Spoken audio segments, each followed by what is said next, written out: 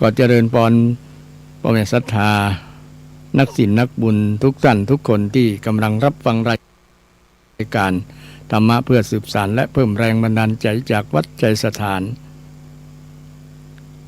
วันนี้วันพุธที่7 พฤษภาคม 2568 ซึ่งตรงกับวันขึ้น10 ค่ำเดือน8เหนือเดือน6ใต้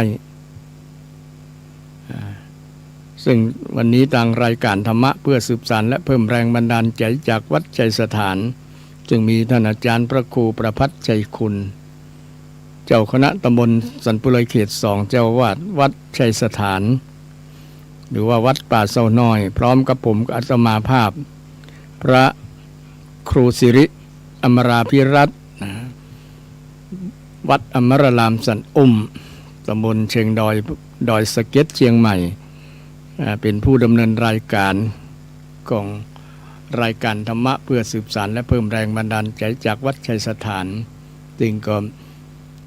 มีทุกวันประจำวันพุธตั้งแต่เวลาบ่ายโมงถึง3 โมงซึ่งใช้เวลาในการดำเนินรายการก็2 ชั่วโมงเต็มๆศรัทธาท่านผู้ฟังก็เปิดคลื่นวิทยุที่ 104.5 เมกะเฮิรตซ์ซึ่งมีท่านนายสถานีท่านพระครูสมุวิศวัตรวรจิตโจซึ่งมีความสะดวกกับทางรายการเป็นนายสถานีดูแลสถานีวิทยุขึ้นเพื่อพุทธศาสนาและวัฒนธรรมแห่งนี้ก็ขอกราบขอบพระคุณท่านพระครูสมุวิศวัตรวรจิตโจเป็นอย่างยิ่งครับตีเอื้อความสะดวกจัดผังรายการให้กับทางรายการธรรมะเพื่อสืบสานและเพิ่มแรงบันดาลใจจากวัดใจสถานวันนี้ทางรายการก็มาพบปะกับศรัทธาญาติโยมเช่นเคยหลังจากหายไปหลายวันหลายพุธเป็นเดือนบ่ได้ปะมาวันนี้ก็ได้มาพบปะนำธรรมะมงคลมาฝากศรัทธาญาติโยมเช่นเคยซึ่งวันนี้ก็เป็นวันพุธที่7 พฤษภาคม 2568 ซึ่งตรงกับวันขึ้น10 ค่ำเดือน8เหนือเดือน6ใต้ซึ่งช่วงนี้ก็เป็นเทศกาลสำคัญทางศาสนาคือเป็นเทศกาลวันวิสาขบูชาศรัทธาก็คงจะทราบดีบางวัดบางที่บางแห่งเป็นก็จัดให้มีการปฏิบัติธรรมกันปฏิบัติธรรมเป็นการปฏิบัติบูชาคุณของพระพุทธเจ้าเป็นพุทธบูชาโดยการเข้าคอร์สปฏิบัติธรรมกันหลายๆวัดด้วยกันแต่ก็หลายๆวัดก็จะมีการจัดกิจกรรมในช่วงวันสำคัญคือวันที่11 พฤษภาซึ่งตรงกับวันขึ้น15 ค่ำเดือน8เหนือเนี่ยหรือว่าเดือน6ทางใต้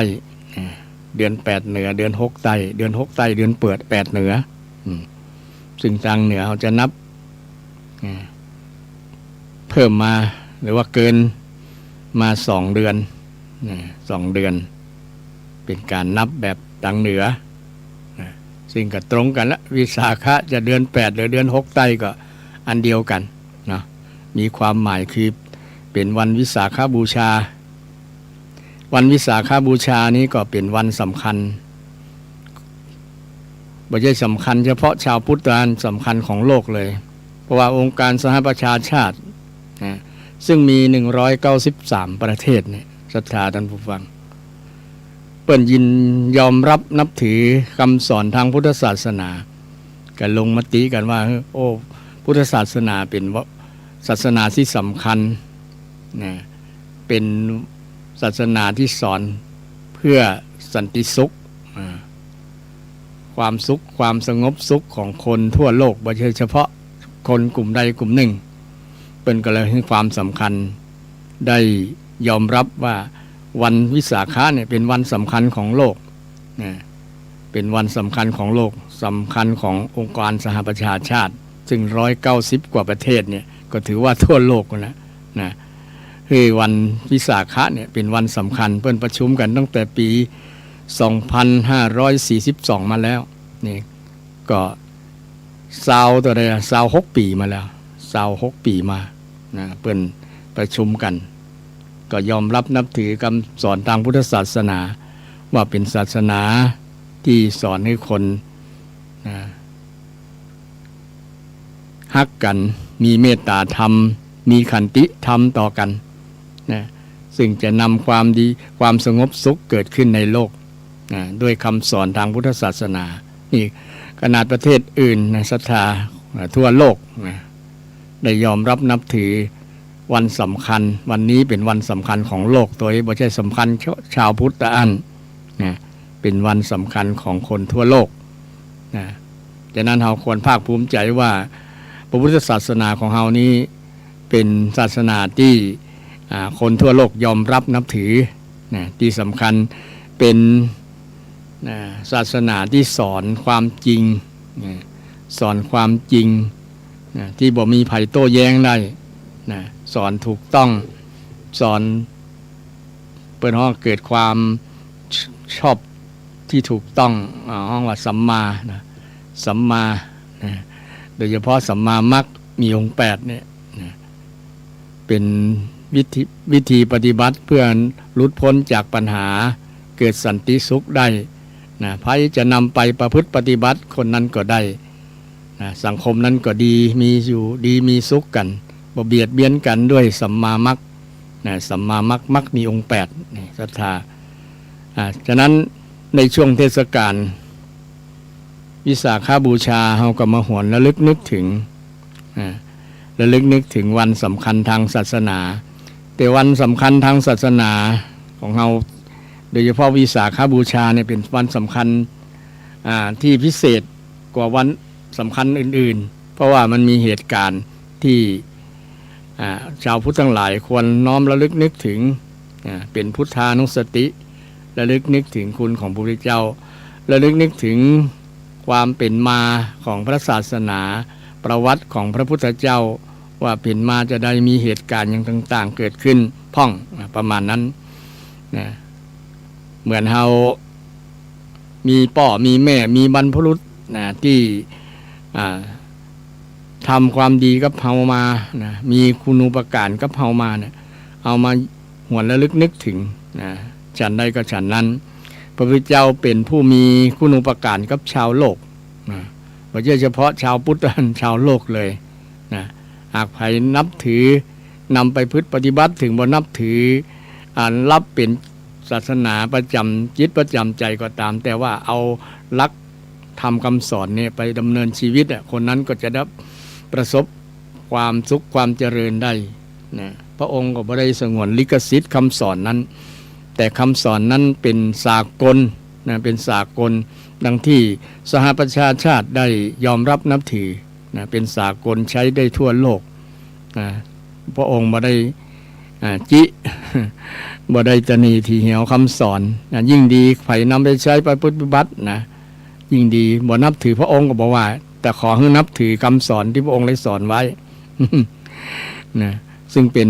สิ่งที่น่าภาคภูมิใจนะเฮาทั้งหลายชาวพุทธทั่วโลกควรภาคภูมิใจว่าเราเกิดมาพบพุทธศาสนาพบพระพุทธเจ้านะซึ่งในวันสำคัญที่จะมาจุดจอรอดเติงในปีนี้ก็คือตรงกับวันที่11พฤษภาคม2568นะขึ้น15ค่ำเดือน8เหนือเดือน6ใต้นะปีไหนมีอธิกมาศแปลว่าเดือนเกินเดือนเพิ่มมาแห่งเดือนหนึ่งก็นับเพิ่มไปแห่งเดือนก็เป็นเดือน9นะปีนี้8เป็งปีหน้าถ้ามี2หนก็จะเป็น9เป็งนี่ถ้าเดือนทางใต้ก็เป็นเดือน7นะ7เป็งเดือน7นะขึ้น15ค่ำเดือน7ทางใต้นะขึ้น15ค่ำเดือน9ทางเหนือนี่จะนับแบบนั้นนะจะนับแบบไหนก็ความหมายเดียวกันอันคือตรงสาระสำคัญที่เห็นว่าวันวิสาขะนี่มีเหตุการณ์อย่างต่างๆซึ่งประวัติตามที่เราได้ศึกษามาเนาะศรัทธาก็คงจะ พอจำกันได้หมดว่ามีเหตุการณ์วันวิสาขบูชาเนี่ยนะซึ่งตรงกับวันที่คล้ายวันคล้ายวันที่พระพุทธเจ้าประสูติตรัสรู้ปรินิพพานเหตุการณ์3อย่างเนี่ยประสูติตรัสรู้ปรินิพพานประสูติภาษาชาวบ้านเขาก็คือเกิดนะเนาะเจ้าชายสิทธัตถะเกิดตรงกับวันเนี้ยคล้ายวันเนี้ยวันขึ้น15 ค่ำเดือน6เนี่ยเดือน6ใต้เดือน8เหนือประสูติก็คือเกิดภาษาเป็นว่าราชาทรัพย์ห้องว่าประสูติเนาะสาบรีประสูติสูตินะคือเกิดขึ้นมาเจ้าชายสิทธัตถะเกิดขึ้นมาหลังจากเกิดขึ้นมาก็เจริญเติบโตก็ได้ออกบรรพชาอุปสมบทแล้วก็ได้เรียนจบตรัสรู้สิ่งที่พิเศษเป็นห้องว่าตรัสรู้หรือว่าสำเร็จการศึกษาสำเร็จวันสำเร็จการศึกษาเช่นทางโลกของจบปริญญาจบปริญญาตรีปริญญาโทปริญญาเอกชาวบ้านภาษาชาวบ้านแต่ของพุทธเจ้านี่บ่ใช่ปริญญาธรรมดามีเป็นวงปริญญามีหลายปริญญาปริแปลว่ารอบญาแปลว่ารู้รอบจบรู้รอบรู้จบรู้แจ้งรู้จริงบ่ใช่รู้ธรรมดาเป็นสัพพัญญูรู้ทั้งหมดนี่รู้จบคือจบแล้วงดสิ้นภพสิ้นชาติแล้วสิ้นกิเลสรู้จบอันนี้เองเป็นวันเนี่ยวันคล้ายวันที่พระพุทธเจ้าตรัสรู้ตรัสรู้รู้พิเศษสำเร็จการศึกษาสำเร็จการศึกษาภาษาชาวบ้านเนาะเรียนจบแล้วจบเป็นพระอเสขะแล้วอเสขะผู้ไม่ต้องศึกษาอีกแล้วแต่เฮาท่านทั้งหลายที่ต้องศึกษาเป็นเสขะอยู่เสขะบุคคลพระพุทธองค์เป็นอเสขะบุคคลแล้วเป็นผู้ที่ไม่ต้องศึกษาอีกแล้วจบแล้วตรัสรู้แล้วรู้ยิ่งแล้วตรัสรู้ยิ่งแล้วก็ตรงกับวันที่ตรัสรู้เนี่ยก็ตรงกับวันขึ้น15 ค่ำเดือน6ใต้เดือน8เหนือเช่นเดียวกันนี่เหตุการณ์ที่2เหตุการณ์ที่3คือปรินิพพานปรินิพพานภาษาชาวบ้านก็คือตายตายภาษาพระปรินิพพานไม่ใช่การตายธรรมดาตายทั้งเบญจขันธ์และตายทั้งกิเลสตายทั้งกิเลสเป็นห้องวัดปริแปลว่ารอบปรินิพพานดับรอบปรินิพพานก็แปลอย่างนี้แปลว่าดับในที่นี้ก็คือดับทั้งเบญจขันธ์ดับทั้งกิเลสเพราะว่านิพพานมี2อย่างนิพพานที่ยังกิเลสดับแต่ยังสังขารเบญจขันธ์ยังอยู่เหลืออยู่อย่างพระพุทธเจ้าช่วงที่ตรัสรู้แล้วก็คือ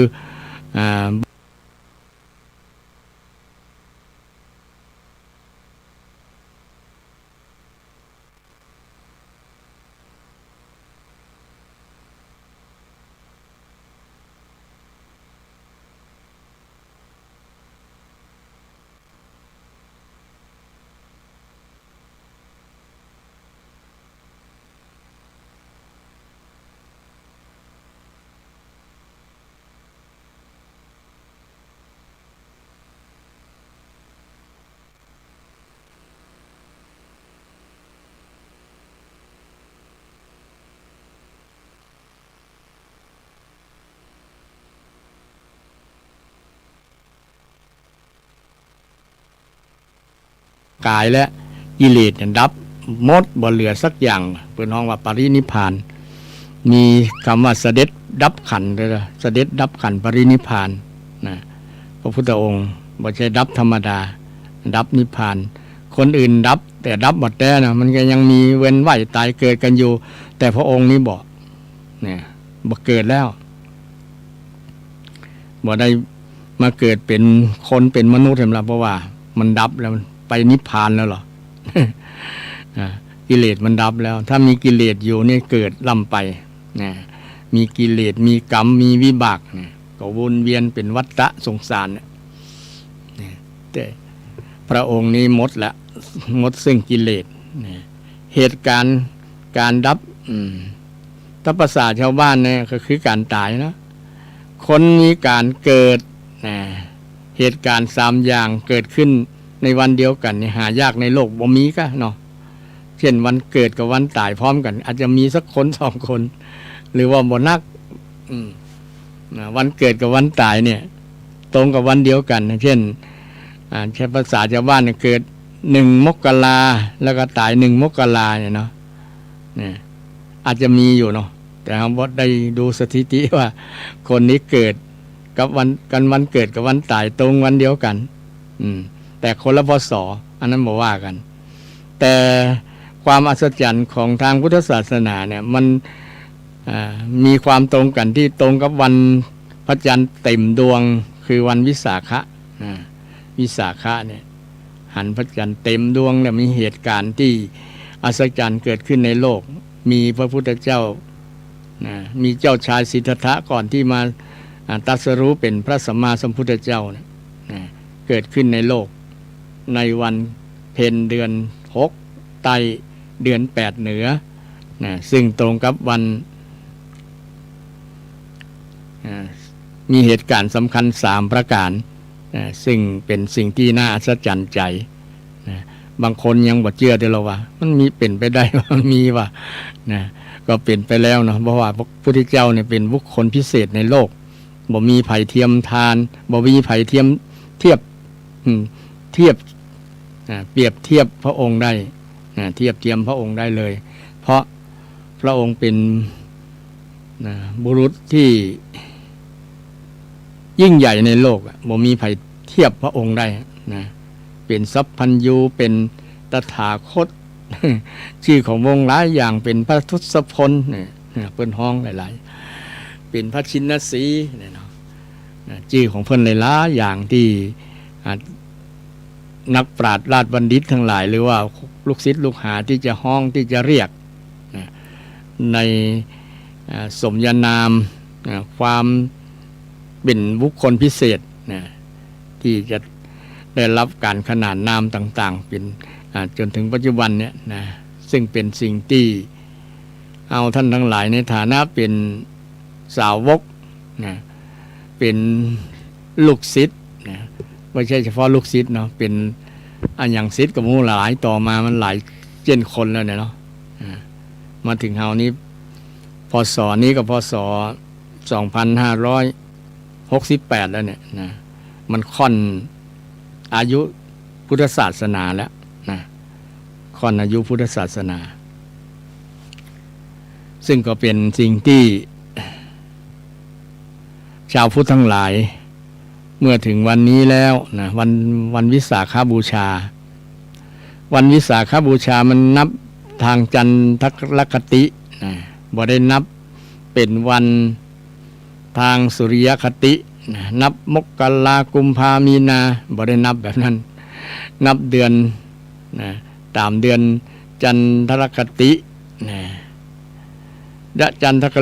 ติเนี่ยก็นับแบบตะกอนจริงๆก็คือเดือนวิสาขะเนี่ยนะวิสาขะเป็นเดือนที่เป็นวันสำคัญที่บุรุษคนหนึ่งที่ได้ตรัสรู้เป็นพระสัมมาสัมพุทธเจ้าบุคคลในโลกนี้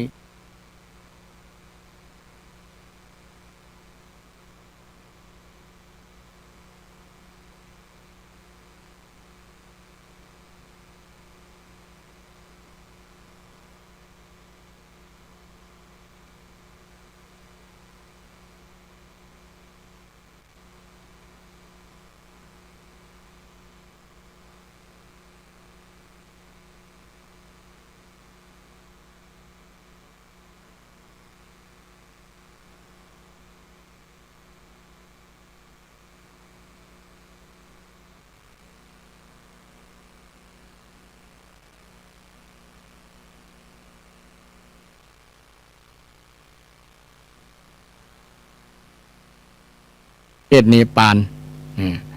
เนปาลประเทศเนปาลแล้วก็เป็นสถานที่เดี๋ยวนี้ก็คือลุมมินเดเนาะลุมพินีวันแต่ก่อนแล้วลุมพินีวันสถานที่ประสูติของพระองค์ซึ่งก็มีหลักฐานเป็นประวัติหลักฐานตั้งแต่นั้นเป็นต้นมาซึ่งเป็นบุคคลที่มีจริงในโลกที่ถูกบันทึกด้วยต่อกันมาถูกบันทึกจากนักโบราณคดีหลายๆทั้งคนยุโรปแล้วก็คนจีนคนจีนจึงได้บันทึกไว้ตกทอดมาถึงณปัจจุบันนี้ซึ่งเป็นประวัติที่มีหลักฐานว่ามีอยู่จริงเป็นบุคคลมีอยู่จริงแล้วก็ประวัติก็เล่าสืบกันมาจนถึงปัจจุบันนี้ว่าพระองค์นั้นประสูติที่นี่แล้วก็เหตุการณ์ที่วันประสูตินั้นพระองค์ก็ได้เปล่งอภิสมวาจาที่วาจาอันอาจหาญอันยิ่งใหญ่อันอาจหาญยิ่งใหญ่ที่ฟังแล้วก็อัศจรรย์ใจว่าเมื่อละอ่อนเกิดใหม่นี่อู้ได้ว่าประมาณนั้นนะอู้ได้แต่กาประมาณนั้นเนาะคนบ่ใจอย่างอื่นเนี่ยนะประมาณนั้นนะอันนี้ถ้าเอาไปเทียบกับคนอื่นๆอาจจะมีความคิดแบบนั้นกันหมดเนาะเพราะว่าคนยากอาจจะหันว่าบุคคลที่มีความพิเศษนะเป็นผู้ยิ่งใหญ่ในโลกเนี่ยเปิ้นจะมีความสามารถพิเศษถึงแม้ออกมาวันเดียวสามารถนะเปล่งคำอู้ได้นะบ่ต้องได้ผ่านการฝึกสอนจากพ่อแม่ละนะเพราะว่าได้สั่งสมบารมีมาหลายแสนกัปหลายแสนกัปนะกัปหนึ่งนับบ่ถ้วน แต่ละกัปนะโอ้เปิ้นสั่งสมบารมีมาซะอย่างบารมี30ตัดเนี่ยบารมีหลายๆอย่างที่พระองค์ได้สั่งสมมาเนี่ยมันก็ทำให้พระองค์นี้เป็นผู้พิเศษกว่าคนในโลกที่เกิดขึ้นถ้ามาพิจารณาถึงบารมีของพระองค์เนี่ยก็บ่ต้องสงสัยอย่างนะเกี่ยวกับเรื่องกรรมอูละอ่อนเกิดวันแรกจะอูได้นะอูได้เนาะเป็นประโยคบ่ธรรมดานะฟังแล้วก็บ่มีไผจะอูแบบนี้นะเฮาเป็นผู้เลิศอัคคะแปลว่าเลิศเนาะเป็นผู้เลิศในโลกเป็นผู้เชษฐะเนี่ยเป็นผู้เจริญหรือว่าเป็นผู้ใหญ่เป็นผู้ยิ่งใหญ่ก็ได้เชษฐะเชษฐะภคินีอย่างนี้นะเชษฐะผู้เจริญนะผู้แก่ผู้ยิ่งใหญ่ผู้ยิ่งใหญ่เศรษฐะผู้ยิ่งเจริญผู้ยิ่งใหญ่ในโลกแล้วก็เศรษฐะผู้เจริญผู้ประเสริฐเศรษฐะแปลว่าประเสริฐเศรษฐะแปลว่าอันกรรมเดียวกับเศรษฐีนะศรัทธาคนที่เป็นเศรษฐีเนี่ยเป็นผู้ประเสริฐนะประเสริฐจะได้ประเสริฐด้วยคุณธรรมเมื่อมีเงินมีสมบัติแล้วเนี่ยเพิ่นจะไปตั้งโรงทานไปแจกนั่นแจกนี่เนี่ยคนรวยสมัยแต่ก่อนนะเปิ้นละฮ้องว่าเศรษฐีบ่เหมือนเศรษฐีบ่เดียวเนี่ยบางคนมีเงินเป็นแสนๆล้านแต่ว่าบ่กินบ่ทานก็มี อย่างลักษณะนี้เปิ้นบ่ฮ้องว่าเศรษฐีนะเพิ่นฮ้องคนขี้จินะเศรษฐีนี่จะบ่ขี้จินะสมัยก่อนนะคนประเสริฐนี้จะเป็นคนหุมกินหุมทานนะเป็นคนใจกว้างอย่างพระสัมมาสัมพุทธเจ้าเนี่ยเปิ้นใจกว้างยิ่งกว่ามหาสมุทรนะเปิ้นบ่ได้เบียดเปิ้นบ่ได้อย่างบ่ได้แบ่งแยกว่าคนนั้นนับถือเฮาบ่นับถือเฮาคนนั้นจะจังคนนี้จะฮักเปิ้นบ่ได้นับตะนั้นแต่เปิ้นด้วยมีมหากรุณาธิคุณมีเมตตาธิคุณนะอันยิ่งใหญ่ นะมหากรุณาธิคุณเนี่ยเอ็นดูสงสารคนที่เกิดมาร่วมโลกเนี่ยมีความทุกข์นะมีปัญหาอย่างต่างๆนะพระองค์ได้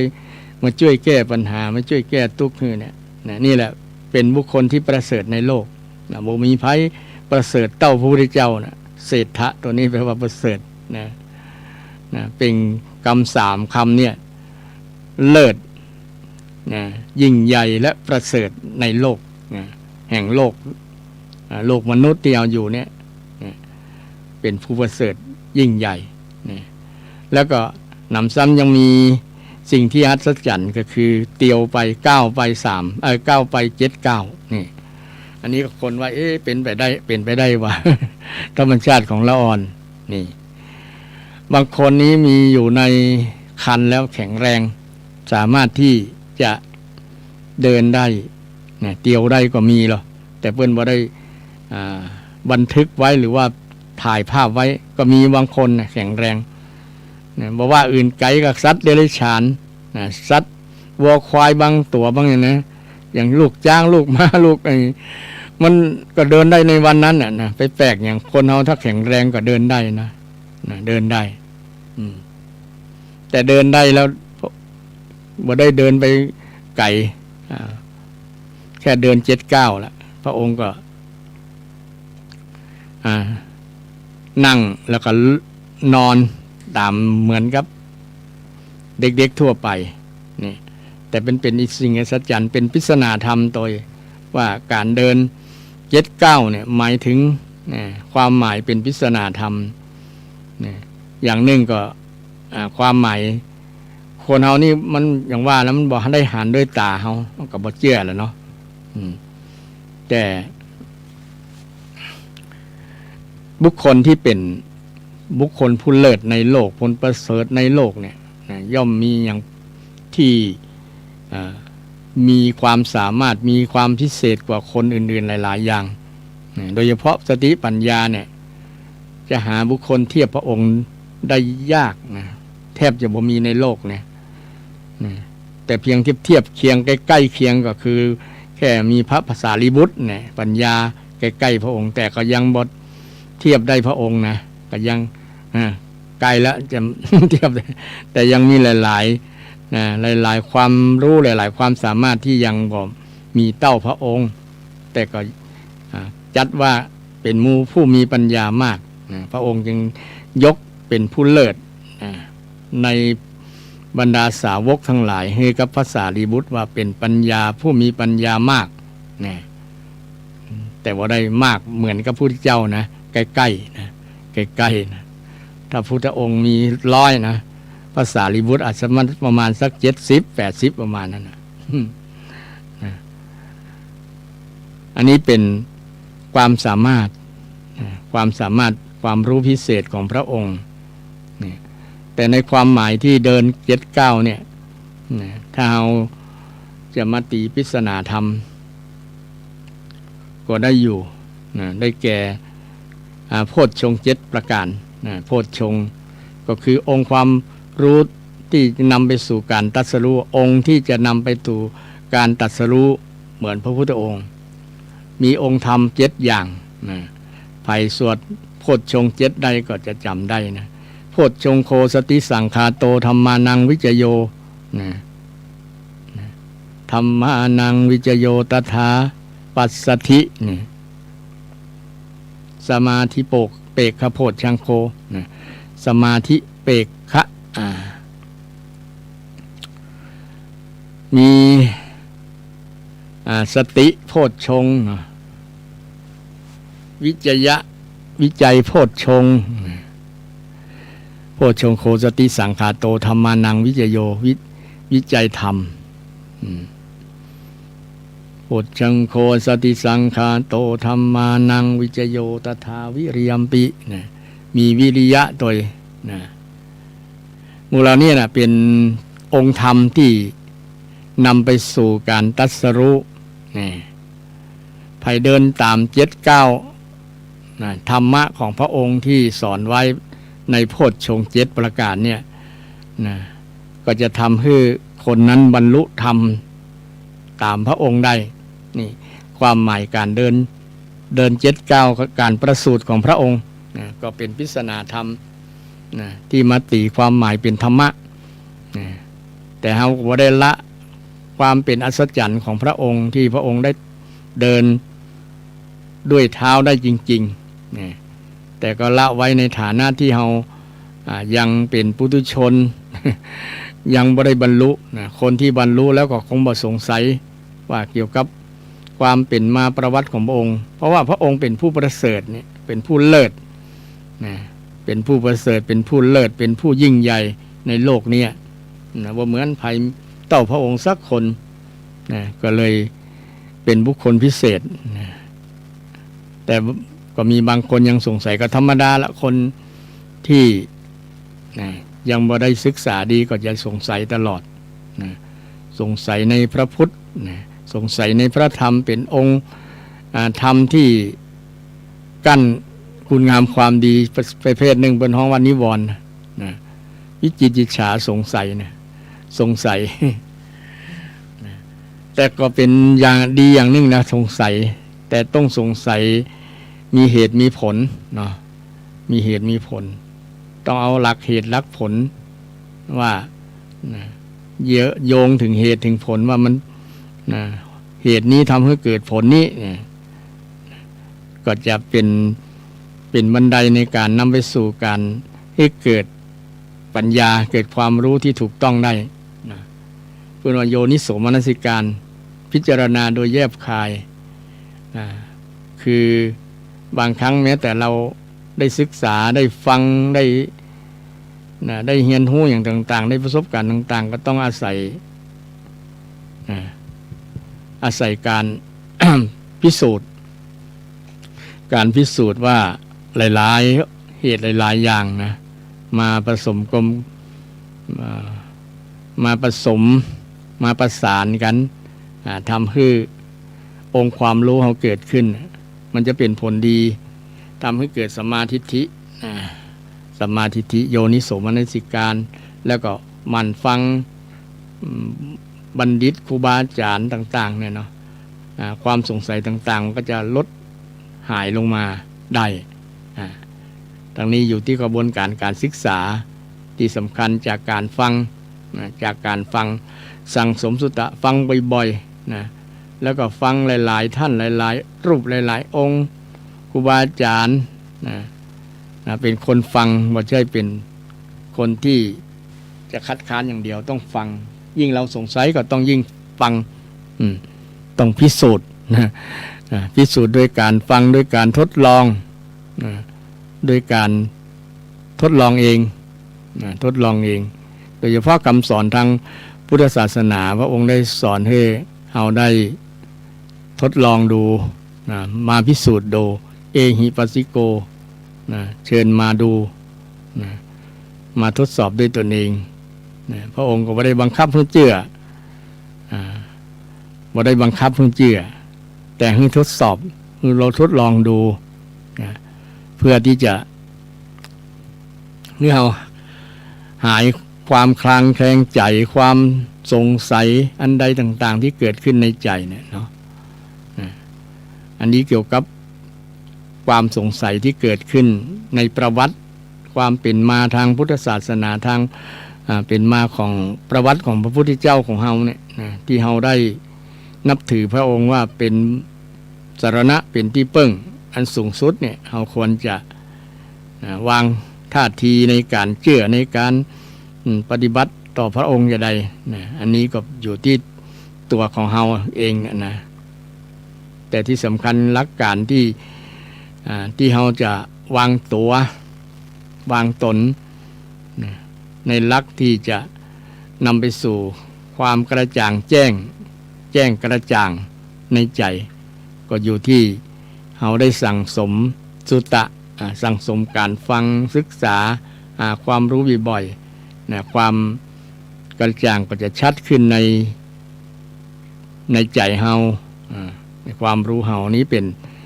สิ่งที่เฮาสามารถที่จะทำความกระจ่างให้เกิดขึ้นกับใจเฮาได้นะ แต่ที่สำคัญชาวพุทธส่วนหลายนั่นแหละก็บอกคงสงสัยแหละแต่ว่าคนที่สงสัยกำลังบุคคลที่ส่วนหนึ่งก็คือกำลังปฏิบัติธรรมขั้นหนึ่งนะเกิดวิจิกิจฉาเกิดขึ้นนะโดยเฉพาะเอาวิจิกิจฉาในพระรัตนตรัยในพระพุทธพระธรรมพระสงฆ์นะที่มีอยู่ในใจพระพุทธเจ้ามีแต่ก่อนะเป็นบุคคลมีจริงๆนะมีจริงๆไหมนะมีแต่ก่อนะเขาแต่งเอาขึ้นก็แต่งหนังสือขึ้นมาแต่งพระไตรปิฎกขึ้นก็คนแต่งก็อย่างประมาณนั้นนะมันจะมีการถามเกิดขึ้นบางคนนะแต่บางคนก็บ่ถามโดยเฉพาะบางคนที่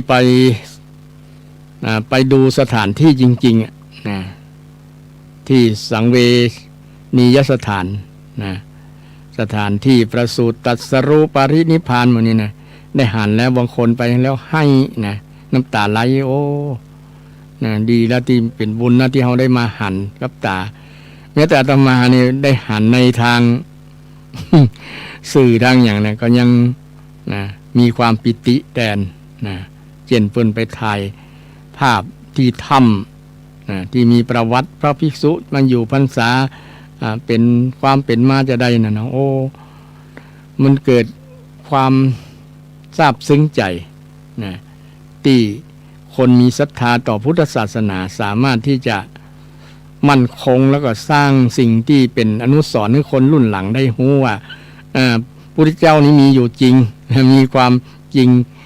มีหลักมีฐานเกิดขึ้นนะโดยเฉพาะเอ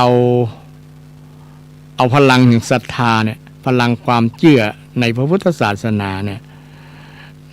แกะสลักหินทั้งแท่งเนี่ยเป็นพระพุทธรูปพ่องเป็นประวัติเป็นอย่างหลายๆอย่างที่สื่อให้เราได้ศึกษาจนถึงปัจจุบันเนี่ยเนาะแล้วก็ได้แปลงสถานที่ที่มันเป็นประวัติศาสตร์ตั้งแต่2,000 กว่าปีมาแล้วก็ยังมีเท่าปัจจุบันเนี่ยก็ยังบางอย่างก็ยังเสื่อมโทรมไปพ่องแต่ก็ยังคงค้างหลักฐานที่ได้หันอยู่เนี่ยไผได้ไปสัมผัสได้ไปนั่นแล้วก็โอ้คนสมัยแต่ก่อนเนี่ยเพิ่นมีศรัทธาบ่มีเครื่องจักรเครื่องจักรนักที่ต้องยกหลายตันบ่มีรถยกรถอย่างที่มันยกรถเคนอย่างบ่มีสมัยก่อน 2,000 กว่าปีแต่เพิ่นยกหินนะก้อนบ่เละบ่เล่นหลายตันขึ้นได้นะนี่ก็ด้วยแรงศรัทธาและด้วยแรงศรัทธาในพุทธศาสนานะแปลงอันนั้นแปลงอันนี้นะคนสามารถทำได้ด้วยพลังศรัทธา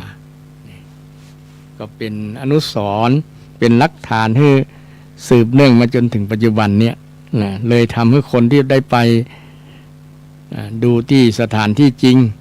นะแล้วก็เกิดความสว่างใจแล้วบอกนะเคลียร์ใจแล้วนะบ่สงสัยอย่างแล้วโอ้เชื่อโดย%ว่ามันมีจริงบ่ใช่สิ่งที่อิงนิยายบ่ใช่สิ่งที่ปั้นแต่งขึ้นมานะอุปโลกขึ้นมาอันนะมีบุคคลเป็นประวัติศาสตร์ที่มีจริงนี่ฉะนั้นเมื่อระลึกนึกถึงประวัติของพระพุทธเจ้าเนี่ยโดยเฉพาะคนที่ได้ไปศึกษาไปหันมาด้วยตาเป็นไปสัมผัสด้วยจริงๆในสถานที่จริงๆเนี่ยนะก็จะมีความเชื่อเต็ม100หรือว่าเกิน100ด้วยซ้ำเพราะว่าหันแล้วมันอธิบายลำบากนะคนที่ได้หันแล้วก็มีความปิตินะปราโมทย์นะขนลุกขนชันน้ำตาซึมด้วยความยินดีปิติเกิดขึ้นนะน้ำตาแห่งความปิติเนี่ยมันคนต้องได้สัมผัสเองถึงจะรู้ว่ามันมีลักษณะนะมีความรู้สึกจะได้นะคนที่บ่เคยส่วนนี้ก็จะอู้เป็นภาษาก็ยากต่อการที่จะอธิบาย นอกจากคนที่จะสัมผัสเองมันเป็นปัจจตังเป็นของเฉพาะตัวนะปิติเนี่ยนะมันปราบปลื้มใจจนน้ำตาไหลมันหล่นลงมาเนาะ ถึงแม้ว่าได้ไปเกิดในสมัยพระพุทธองค์แต่เราได้มาหันซากปรักหักพังที่มันเป็นรักเป็นฐานอยู่เนี่ยก็สร้างความปีติยินดีถึงอย่างน้อยก็ได้หัน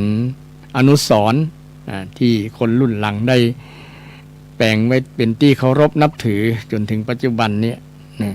ซึ่งเป็นสิ่งที่ชาวพุทธทั้งหลายถ้ามีโอกาสก็ควรไปนมัสการสังเวชนียสถานสังเวชนียสถานก็คือสถานที่สังเวชสังเวชในที่นี้และสังเวชใจคือหันแล้วเกิดปิติอย่างที่ว่านะบางครั้งอยากจะย้อนอดีตว่าพระองค์หรือว่าเราเกิดตันสมัยพระองค์เนี่ยเราจะเปลี่ยนกันได้เขาจะได้ตรัสรู้เขาจะได้เป็นพระอริยบุคคลได้ฟังจากพระโอษฐ์จากคำอู้ของพระองค์จริงๆมันจะมอกใดเนี่ยบางคนมีความรู้สึกอันแต่พระองค์ก็บรินิพพานไปแล้วเนาะนี่อันนี้อู้เรื่องประวัติความเป็นมาทางพุทธศาสนาในวันสำคัญทางพุทธศาสนาวันวิสาขบูชานี่กับท่านผู้ฟังทั้งหลายท่านผู้ฟังได้ฟังแล้วก็อยากจะเพิ่มเติมตัดใดก็เรียนเชิญเจริญพรได้บางคนก็ได้ไปศึกษามาแล้วไปปฏิบัติมาแล้วเนาะไปเข้าคอร์สปฏิบัตินอนอยู่นั่นนั่งอยู่นั่นเลยนะหลายๆท่านหลายคนคงจะมีประสบการณ์ในส่วนนี้นะก็มาแชร์มาเล่าให้ฟังทางผ่านรายการต่อมาเพื่อสืบสานและเพิ่มแรงบันดาลใจก็ได้เนาะเพื่อที่จะเป็นประโยชน์จากท่านผู้ฟังที่บ่เคยไปนะนำมาเล่ามาอู้นี้ก็เพื่อว่าเป็นการเทิดทูนนะเป็นพุทธบูชาเป็นปฏิบัติบูชาด้วยการปฏิบัตินะการปฏิบัติก็คือทำคุณงามความดีด้วยกายด้วยวาจาด้วยใจนั่นเองนะต่อพระรัตนตรัยโดยเฉพาะต่อพระพุทธเจ้าพุทธรัตนะที่เป็นเจ้าของศาสนาที่เป็นบุคคลเลิศในโลกเนี่ยที่พระองค์ได้สถาปนาพุทธศาสนาเกิดขึ้นนะนำเอาคำสอนอันประเสริฐอันดีเลิศนะมาสู่สังคมชาวโลกนะไม่ใช่เฉพาะสังคมชาวพุทธชาวโลกเลยละนะก็มีหลายๆประเทศที่เพิ่นบ่เคยนับถือศาสนาเดี๋ยวนี้คนยุโรปคนแอฟริกาหลายๆประเทศนะเพิ่นไปได้ศึกษาคำสอนทางพุทธศาสนาเพิ่นก็ชอบนะเพิ่นก็ว่าดีศาสนานี้มีคำสอนแบบนี้อยู่นี่กาเนี่ยประมาณนั้นนะเพิ่นชื่นชมเพราะว่าศาสนาของพระพุทธเจ้าเนี่ยเป็นศาสนาที่นำไปพึ่งปฏิบัติได้จริงแล้วก็เกิดสันติสุขโดยแท้จริงนะอันนี้เป็นที่ยอมรับของชาวพุทธทั่วโลกคนที่นับถือพุทธศาสนาที่หรือว่านับถือก็ตามอย่างกรณีขององค์การสหประชาชาติเนี่ยเนาะก็มีหลายประเทศที่เพิ่นนับถือศาสนาอื่นไม่ใช่นับถือศาสนาพุทธเพิ่นก็ยังยอมรับคำสอนในทางพุทธศาสนานี่ก็นับว่าเป็นสิ่งที่ดีงามเป็นสิ่งที่ควรภาคภูมิใจของชาวพุทธแล้วก็รู้สึกว่าเดี๋ยวนี้ทางเมืองไทยพระสงฆ์เมืองไทยของเราก็ไปพยายามไปเผยแพร่นะก็ตะวันนี้ก็มีการทางพระสงฆ์ก็ไปพูดที่องค์กรชาวพุทธไปประชุมสัมมนาที่กรุงโฮจิมินห์ประเทศเวียดนามเนาะเพราะว่าแต่ก่อนประเทศเวียดนามก็เป็นเมืองพุทธนะก็มีพระสงฆ์องค์เจ้าที่เคร่งในศาสนานับถือพุทธศาสนาสมัยก่อนก็มีนักมีหลายนะแต่พอมีการเปลี่ยนแปลงบ้านเมืองก็มีการเปลี่ยนแปลงคนนับถือไปแต่บางคนยังมีบรรพบุรุษที่นับถืออยู่ก็ยังกึศเติงหาคำสอนของพระเจ้าถึงวิถีชีวิตในสมัยแต่ก่อนจริงๆก็เป็นสังคมชาวพุทธก็ย้อนอดีตอยากให้เหมือนในอดีตเนี่ยก็เริ่มฟื้นฟูมา โดยเฉพาะคนเวียดนามชาวเวียดนามนะก็เริ่ม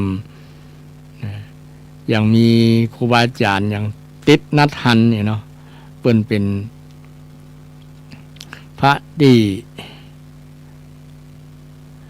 คนทั่วโลกยอมรับนะคนทั่วโลกเพราะเอาหลักการทางพุทธศาสนาไปสอนคนทั่วโลกนะโดยเฉพาะสอนเจริญสติเจริญสมาธิเนี่ยนะเป็นสิ่งที่เกิดประโยชน์กับสังคมเกิดประโยชน์ในการดำเนินชีวิตนะก็เป็นบุคคลสำคัญของคนชาวเวียดนามนะส่วนหนึ่งนี่อู้เรื่องการเผยแผ่คำสอนหลักธรรมคำสอนทางพุทธศาสนานะก็เริ่มกระจายไปเกือบทั่วโลกนะเพราะว่าเดี๋ยวนี้ยังมีสื่อที่มันเข้าถึงง่ายนะสื่อทางอินเทอร์เน็ตนะทางออนไลน์สื่อทาง Facebook สื่อปัจจุบันนะมันข้ามโลกนะมันเป็นอะไรอย่างเขานะเกิดที่นี่ก็หันที่อื่นได้ในวันเวลาเดียวกัน บ่ต้องส่งจดหมายบ่ต้องส่งอย่างนะมันหันได้ขนาดนั้นเลยนะวิดีโอคอลเนาะทำไมมีโทรศัพท์สื่อถึงกันเนี่ยถึงจะอยู่คนละประเทศคนละขั้วโลกนี่ก็ยังสามารถหันหน้าหันตาอู้จากันได้เนี่ยมันง่ายต่อการสื่อสารกันเหมือนย่อโลกนะย่อโลกบ่ต้องนั่งเครื่องบินมาปะกันก็ได้นะสนทนาธรรมกันนะอู้กันในคนละทวีปคนละประเทศได้สบายนะซึ่งก็เป็นผลดีในการที่จะเผยแผ่ธรรมคำสอนนะของพระสัมมาสัมพุทธเจ้าเนี่ยเราก็ควรที่จะภาคภูมิใจจริงๆชาวพุทธก็ภาคภูมิใจอยู่แล้วไปไหนก็มาเหมือนอยู่เมืองไทยเมืองพุทธนะหรือเมืองที่มีพุทธศาสนาเนี่ยมันม่วนนะมันม่วนได้หันพระสงฆ์องค์เจ้าได้หันประเพณีดีงามเนี่ยนะได้ไปวัดไปวาได้ไปกินไปตานเนี่ยมันเป็นสังคมที่ม่วนนะสังคมที่เอื้อเฟื้อเผื่อแผ่กันสังคมที่มีเมตตาต่อกันเนี่ยเป็นสังคมที่น่าฮักนะน่าอยู่นะน่าอนุโมทนาซึ่งเป็นสิ่งที่เป็นสมบัติอันล้ำค่านะที่เราชาวพุทธทั้งหลายได้รับทอดมาจากบรรพบุรุษสืบทอดมาจากบรรพบุรุษจนถึงรุ่นเฮาทั้งหลายซึ่งก็นับว่าเป็นสิ่งที่ดีนะเมื่อถึงวันสำคัญทางศาสนานะคือวันวิสาขบูชาเอาก็มาระลึกนึกถึงเป็นพุทธานุสตินึกถึงเหตุการณ์ที่พุทธเจ้าได้ประสูติตรัสรู้พระองค์ได้ครองความเป็นกษัตริย์อยู่ช่วงหนึ่งแล้วก็ได้ ได้หันสัจธรรม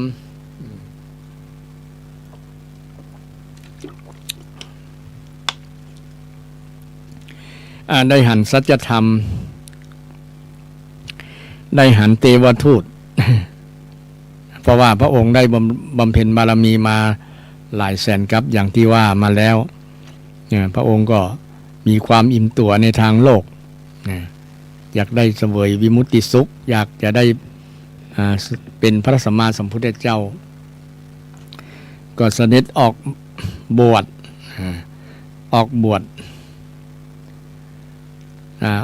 ชในวัย29 ปีในวัย29 ปี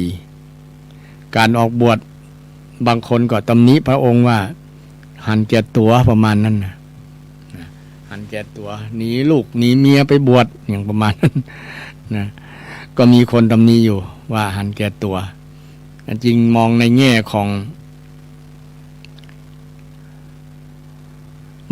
หนึ่งถ้าครอบครัวบ่มีอย่างเนี้ยอาจจะเป็นหันแก่ตัวนะแต่พระองค์ได้ประวัติหนึ่งก็คือได้ปรึกษาหารือกับ กับมเหสีพระนางพิมพาแล้วยังได้เข้าใจว่าจะไปแสวงหาเพื่อประโยชน์แก่ชาวโลกบ่ใช่เพื่อประโยชน์แก่ตัวเองเพื่อประโยชน์แก่ชาวโลกนะเพื่อประโยชน์แก่ชาวโลกแก่คนส่วนหลายนะธรรมดานี้การเป็นพระมหากษัตริย์เนี่ยมันก็เป็นประโยชน์แก่คนเฉพาะในแว่นแคว้นนั้นในถิ่นนั้นแต่ถ้าเป็นพระสัมมาสัมพุทธเจ้าเนี่ยเป็นประโยชน์ต่อคนทั่วโลกเป็นคนทั่วโลกและถ้าได้ทำหน้าที่ของความเป็นสามีกับประโยชน์แก่ครอบครัวถ้าได้ไปบวชนี่ครอบครัวก็ได้อย่างที่เราหันพระราหุลเนี่ยที่ช่วงที่พระพุทธเจ้าได้บวชแล้วเนี่ยราหุลอยากจะมาขอสมบัติเนี่ยแต่เมื่อฟังธรรมคำสอนของพระพุทธเจ้าแล้วเนี่ยโอ้สมบัตินี้มันบ่มีค่าเท่ากับสมบัติ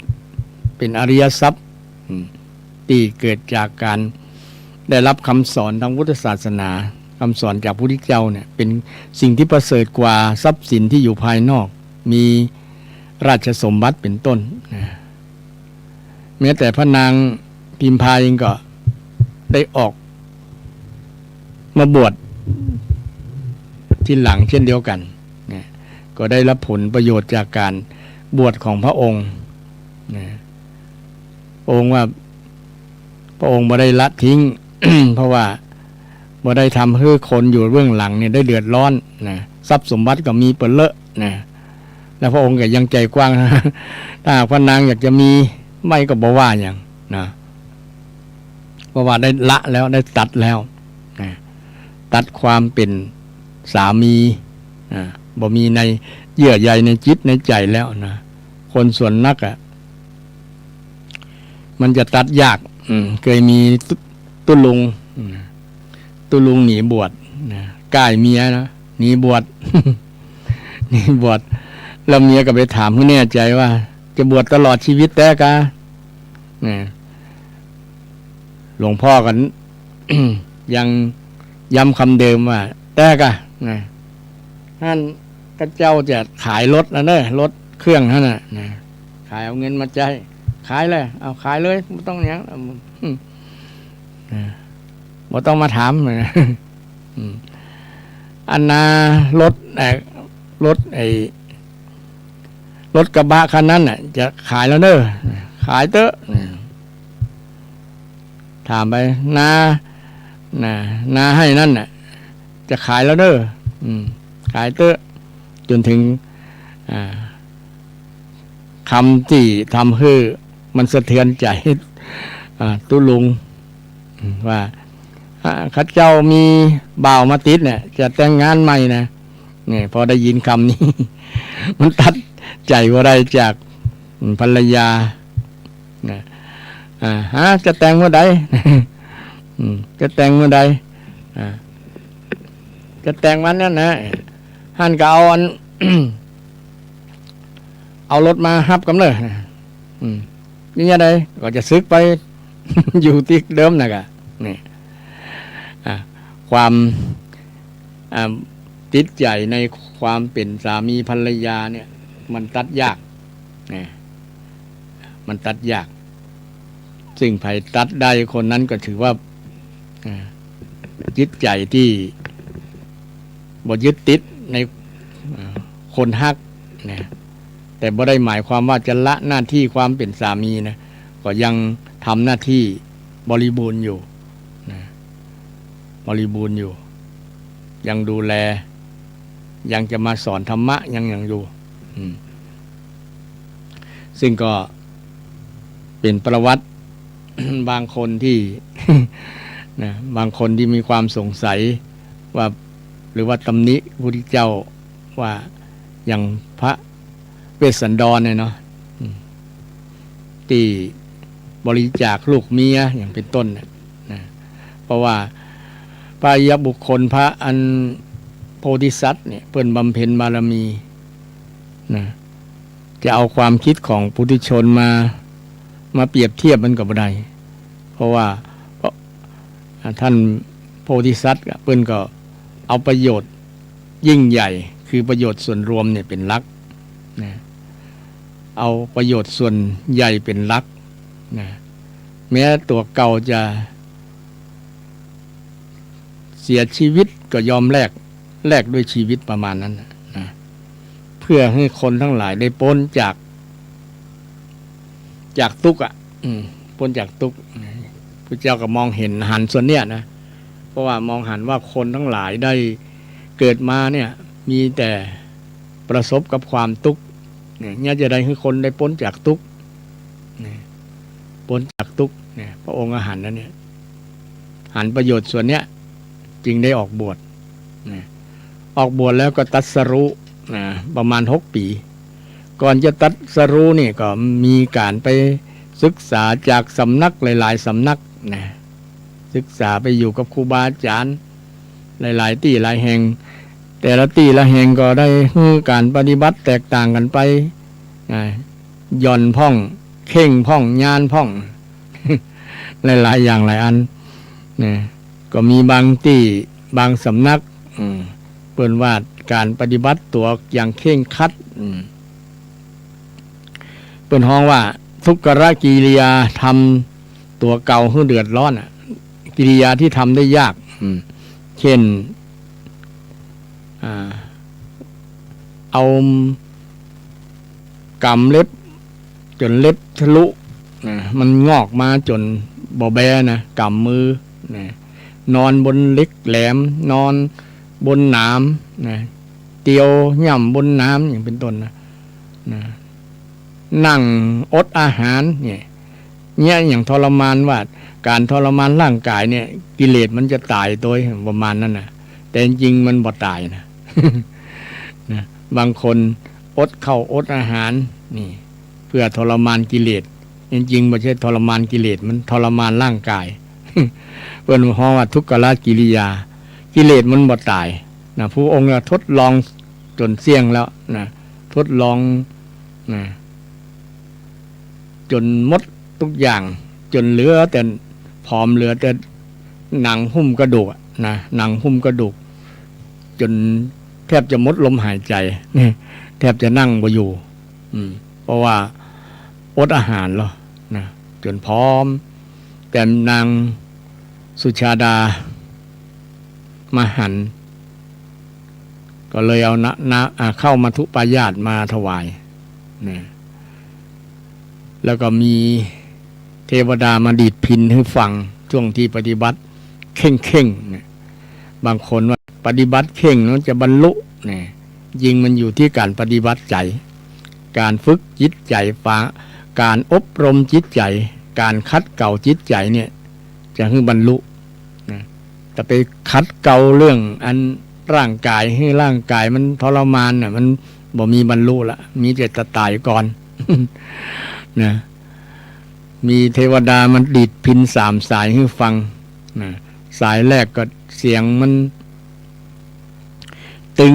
มันก็บ่ม่วนเนาะดังตึงดึงดึงดึงดึงดึงมันฟังแล้วมันหย่อนสายมันหย่อนนะ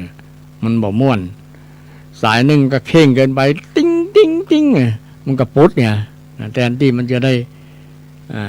ฟังจบเนี่ยก็ขาดไปนะแต่สายกลางๆนี่บอกเข่งเกินไปบดตึงเกินไปนะเสียงมันก็จะม่วนออกมาดีฟังแล้วนะฟังลื่นหูไพเราะหูนะก็จะดีดไปตลอดนะเหมือนกับอุปมาประไมยเหมือนกับการปฏิบัตินี่ในลักมักมีองค์8เหมือนกับพิณสายที่3เนี่ยคือบทตึงบทย้อนบทย่อนบทยานนะสายกลางนะเนาะสายกลางทำสายกลางไม่ย่อนไม่ยานอันตึงก็หมายถึงการทำตัวให้ได้รับทุกข์ทรมานนะแต่กิเลสมันบ่ทุกข์ทรมานโดยมันจะสมน้ำหน้าคนที่ทำนะสมน้ำหน้าคนที่เข่งเกินไปนะเข่งในการทรมานกายนะแต่บอกไปทรมานใจถ้าทรมานใจโอเคอย่างนั้นพุทธศาสนาเนี่ยต้องฝืนใจต้องทรมานใจ นะต้องฝืนใจให้ได้เพื่อนว่าข่มเนาะข่มคำธาตุในความข่มใจไผจะว่าจะยั้งก็ข่มอดเอาแต่ว่าการข่มนี่จะไปข่มเมินนะมันจะระเบิดนะต้องมีวิธีแก้เหมือนกันนะฝึกขัดเกลาอย่างอื่นตัวนี่เช่นวัดขัดเกลาสติปัญญารู้ความเป็นจริงเนี่ยนะมันก็จะผ่อนคลายนะคนถ้าเอารู้ความเป็นจริงแล้วมันก็จะสว่างแก่ใจแจ่มแจ้งแก่ใจจะหันชัดว่าอันยังเป็นอันยังนะรู้จริงแล้วแกอ๋อประมาณนั้นนะอย่างพระพุทธเจ้าเราก็ได้รับ ได้ประสบการณ์จากการเอาตัวเก่าเนี่ยลงทดสอบเองว่ามันสงสัยเห็นแล้วว่ามันแต้หรือบ่แต้อย่างประมาณนั้นนะองค์ก็ทำเอาตัวเก่าทดสอบดูด้วยการยอมทดสอบลงด้วยบางครั้งก็หันแก่ลูกศิษย์ที่มาเฝ้าอุปถัมภถากสมัยนั้นมีปัญจวัคคีย์ทั้งห้าเนี่ยนะปัญจวัคคีย์ทั้งห้าก็สมัยก่อนก็เป็นอาจารย์เป็นในผู้ที่เปิ้นห้องว่าเป็นในหมอดูเคยทำนายพระพุทธเจ้าว่าจะได้ตรัสรู้นี่ก็หวังว่าจะได้เป็นลูกศิษย์ลูกหานะอาจารย์อยากได้ให้เป็นลูกศิษย์ลูกหาลูกศิษย์เนี่ยนะเคยทำนายไว้ยกมือนิ้วเดียวนะก็ได้ตรัสรู้เป็นพระสัมมาสัมพุทธเจ้าก็เลยมาคอยอุปถัมภ์ประถากดูแลในช่วงที่บวชแล้วนะก็หวังหมายว่าจะได้เป็นลูกศิษย์ลูกหาได้ฟังคำสอนได้หันการตรัสรู้นะแต่ใช้วิธีผิดนะพระพุทธองค์ก็หันมากินข้าวอย่างเดิมกินข้าวแล้วหลังจากที่อดข้าวมาเมินเนี่ยกินข้าวแล้วก็มีกำลังวังชานะที่จะไปพัฒนาสมองให้สมองเนี่ยได้คิดได้ นะได้พัฒนานะได้พิจารณาถึงธรรมความจริงนะความจริงของกิเลสนะความจริงของธรรมทั้งหลายที่เกิดขึ้นนะก็มีพละกำลังที่จะบำรุงร่างกายให้ได้ปฏิบัติธรรมในส่วนนี้ก็เป็นการได้พิสูจน์ชัดว่าก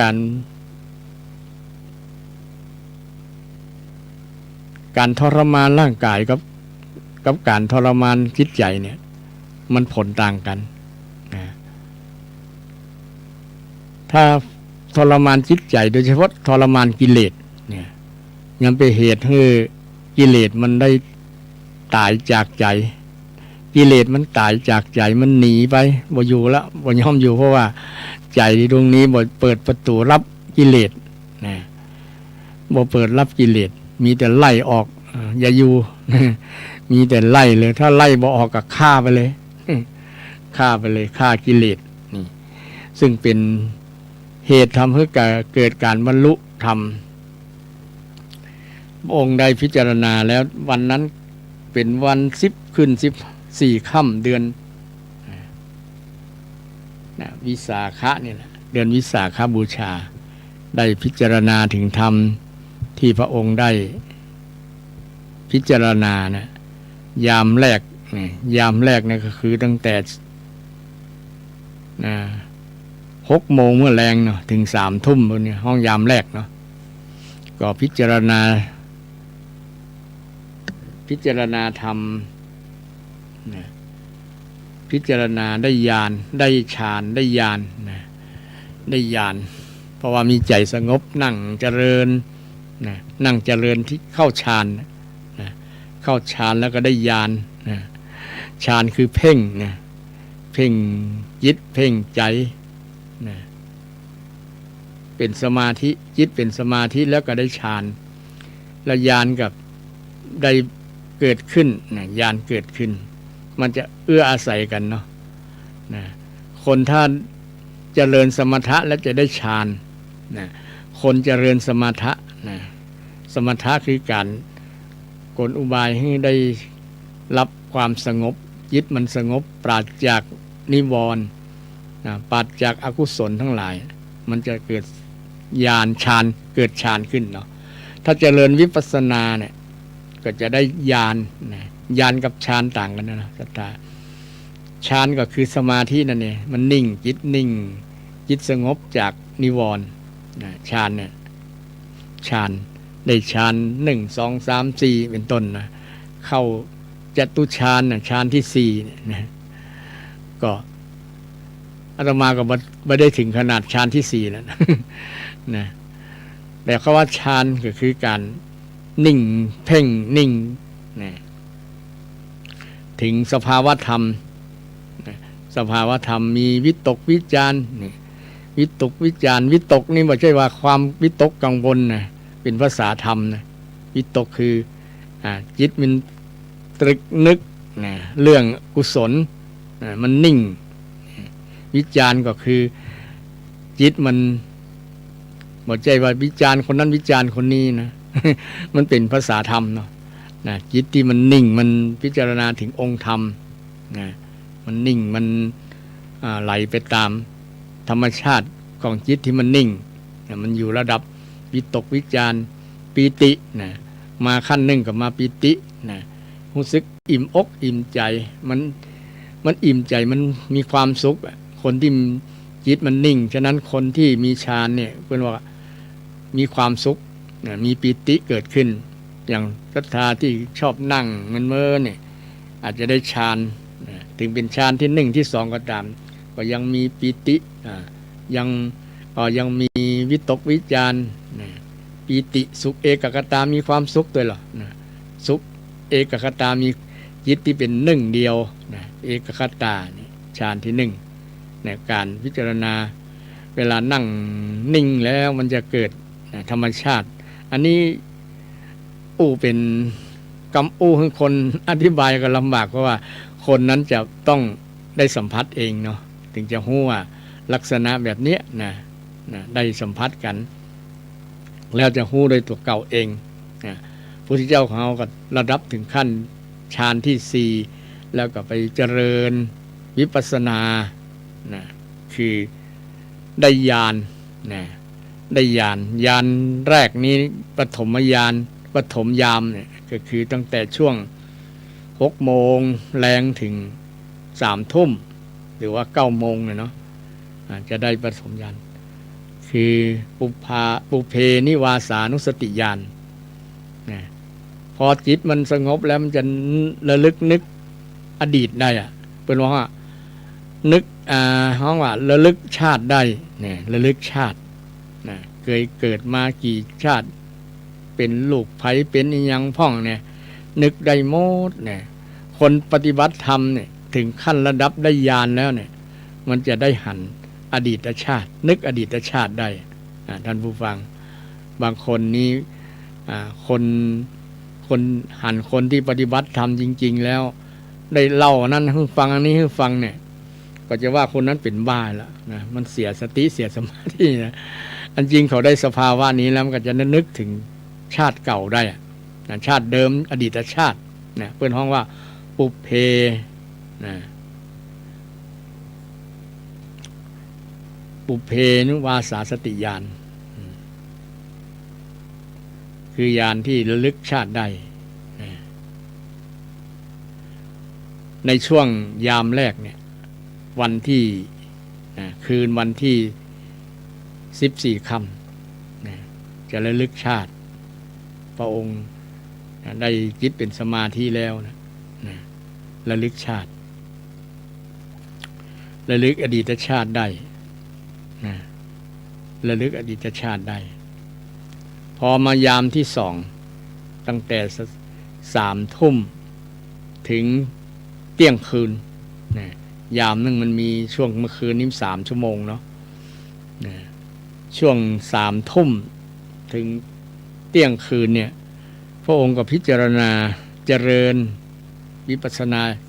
ญาณระลึก ฮู้ว่าสัตว์จะไปจุติไปเกิดไหนเปิ้นว่าจตุปาตญาณนะจตุปาตญาณ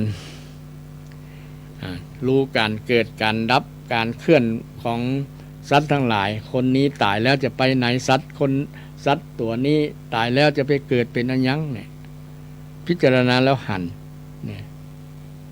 อันนี้เปิ้นห้องว่าความรู้วิชา3เนี่ยวิชาหรือความรู้ญาณก็คือความรู้พิเศษนะความรู้พิเศษที่เกิดจากการสั่งสมบารมีของพระองค์บ่ได้เกิดมาจากการเฮียนรู้ที่ไหนนะฌานนี้เกิดจากการปฏิบัติตามครูบาอาจารย์ได้นะฌานแต่ญาณเนี่ยญาณนี้แปลว่าความรู้นะศรัทธาที่มีคำว่าฌานนี้มีคนมีโฆษกมีนักข่าวไปสัมภาษณ์หลวงพ่อคูณนะสุทธิชัยยุนแล้วก็อันสุภาพที่กระจายนะสมัยก่อนนั้น30 ปีมันแล้วเนาะไปสัมภาษณ์ว่าหลวงพ่อมีญาณไหมนี่หลวงพ่อคูณก็ตอบว่ากูก็มีญาณตรงเตงนะเฮ้ยญาณตรงเตงนักข่าวก็ไข้หัวนึกถึงไปอันอย่างตรงเตงอยู่ อยู่ตั้งกลางตั้งกลางนะคิดไปอันนะเป็นมโนภาพไปก็ไข้หัวคือพระองค์อันหลวงพ่อคูณก็ตอบดีเนาะไปตอบว่าโอ้ได้ญาณนั้นญาณนี้เดี๋ยวจะว่าอวดคุณพิเศษ อวดอุตริมนุสธรรมอวดคุณพิเศษแต่อู้ตามหลักวิชาการที่อาตมานี้อู้ตามหลักวิชาการที่ได้ศึกษามาเนี่ยยังบ่ได้บรรลุญาณอย่างนั้นนะยังบ่มีญาณอย่างนั้นมีญาณตรงเตงอย่างหลวงพ่อคูณนะญาณตรงเตงญาณนะญาณที่2คือจตุปาตญาณนะเป็นญาณที่ระลึกนึกว่าหันคนนั้นจะไปจุติเคลื่อนหรือว่าดับแล้วไปตายแล้วไปเกิดเป็นยังประมาณนั้นนะไปที่ไหนนี่มีความรู้พิเศษของพระองค์เป็นความรู้พิเศษของพระองค์ของพระพุทธเจ้านะถ้าเราหันคนลักษณะนี้ไปทำนายทายทักนั้นนะมีกรณี2กรณีคือเขามีความรู้จริงและมีเจตนาลวงหลอกอาจจะมีลวงหลอกก็ได้นะหลอกเพื่อให้ได้เข้าใจผิดว่าคนนี้บรรลุธรรมสูงสุดเป็นพระอรหันต์ประมาณนั้นนะหรือจะมีหมอดูหมอดูเพื่อจะหลอกทำนายว่าสมัยก่อนนั้นเคยเป็นเมียเป็นภรรยาเคยเป็นพี่เป็นน้องกันอย่างประมาณนั้นนะคนที่บอกเคยนั่นก็เชื่อไปนะก็ยอมเมื่อเชื่อแล้วก็จะเสียทรัพย์แล้วกันนะเพื่อนจะปู่จานั่นปู่แก้กรรมแก้นั่นแก้นี่ก็จะมีเนี่ยเป็นการหลอกลวงกันนะพระองค์จึงห้ามภิกษุนะห้ามบอกภิกษุเนี่ยอวดคุณเหล่านี้นะใครจะมีบ่มีอย่าไปอวดนะเดี๋ยวศรัทธาจะเดือดร้อนนะศรัทธาใครหูอันนั้นหูนี่เนี่ยแต่ด้วยเจตนาดีอาจจะแนะนำถ้ามีความรู้จริงนะมีความรู้จริงเช่นประสงค์จะแก้ปัญหาคือกับศรัทธาเนี่ยเนาะเช่นศรัทธาเพิ่นทะเลาะกันสามีภรรยาทะเลาะกันเนี่ยตุเจ้าสามารถที่จะอู้ฮือภรรยาทะเลาะกันบทแตกแยกกันนี้ได้บ่ผิดศีลธรรมแต่ถ้าพระสงฆ์จะเป็นพ่อสื่อแม่สื่อให้หนุ่มสาวมาแต่งงานกันเนี่ยผิดวินัยเนี่ยนะอู้ฮือหนุ่มสาวเนี่ยแต่ถ้าหนุ่มสาวเพิ่นได้แยกแตกแยกกันจะย่าล้างกันนี่อู้ฮือเป็นคืนดีกันเนี่ยบ่ผิดกฎหมายบ่ผิดศีลธรรมเนี่ยเป็นสิ่งที่ดีนะเป็นการนุเคราะห์เพื่อให้ครอบครัวเพิ่นอยู่เย็นเป็นสุขอบอุ่นตามเดิมบ่แตกแยกบ่ยาร้างกันนี่อยู่ในกฎระเบียบกฎระเบียบวินัยพระองค์ก็ตรัสไว้อันนี้มาอู้เรื่อง ช่วงที่พระองค์ได้ตรัสรู้นะช่วงที่จะตรัสรู้นะในยามที่สองพระองค์ก็พิจารณาถึงญาณจตุปาตญาณญาณระลึก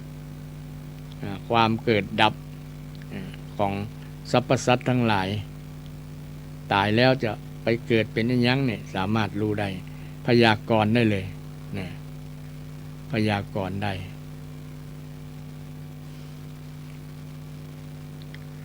แล้วก็ต่อมา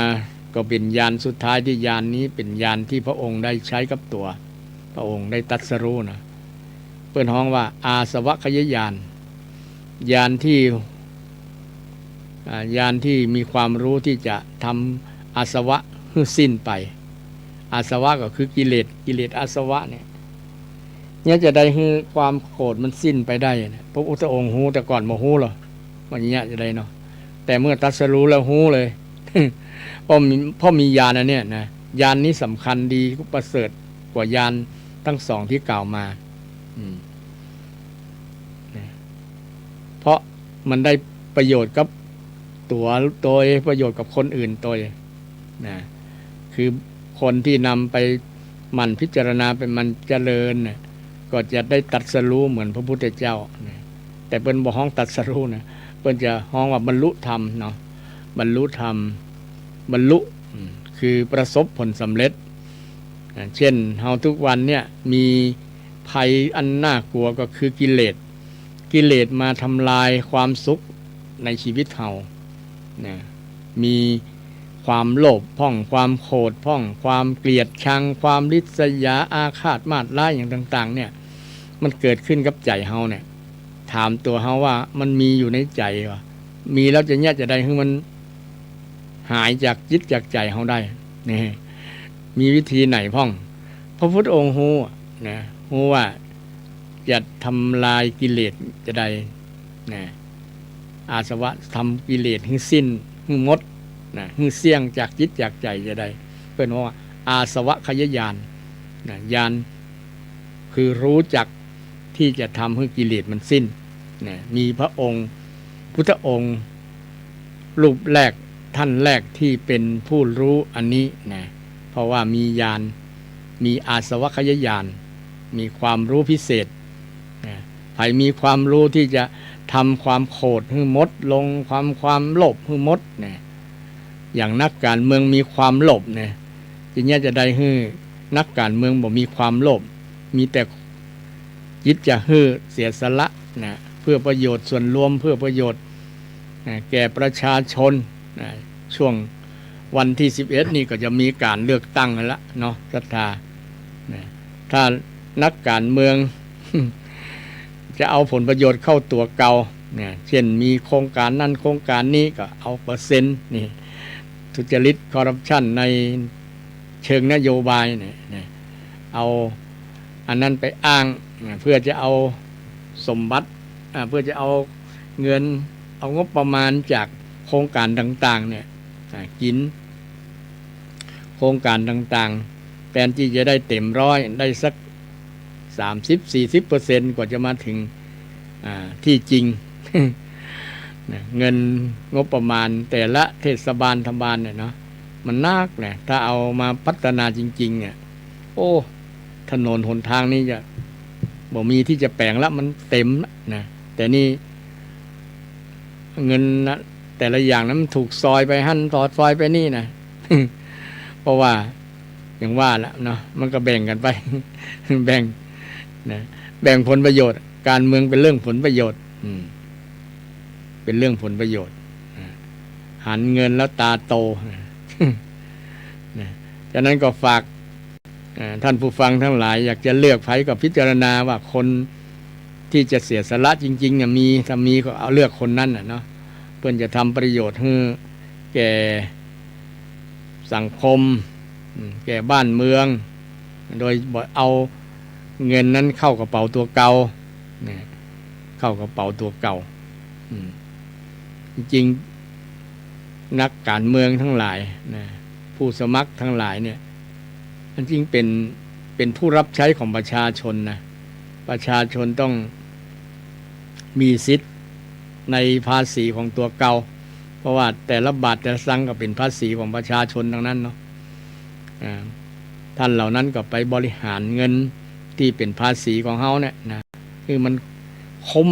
คือมันคุ้มค่าคือมันได้เต็มค่าจริงๆอ่ะเนี่ยถึงจะน่าภาคภูมิใจแต่บางที่บางแห่งโอ้ทุจริตคอร์รัปชันเป็นปัญหาแม้แต่เรื่องตึก ตึกสตงเนี่ยนะผู้ตรวจเงินแผ่นดิน ยังเป็นเฮียเองเนี่ยประมาณนั้นก็หมดหวังละเนาะก็แล้วแต่กรรมแต่เว้นไผ่สร้างบ้านกรรมสร้างเว้นคนนั้นก็ได้เว้นได้กรรมเองเนาะเดี๋ยวนี้คนมันหัวตันกันแล้วมันหูตันละนะคุณจะหลิวตาจะยิกตาจะได้มันก็ตึงหูกันนะก็นั่นก็ฝากไว้อันนี้เพื่อประโยชน์แก่ส่วนรวมเนี่ยบ่ได้ไปคัดผลประโยชน์ของท่านใดแต่ขอศรัทธาจงหูไว้ว่าอย่าเลือกไผกับพิจารณาดีๆเนาะ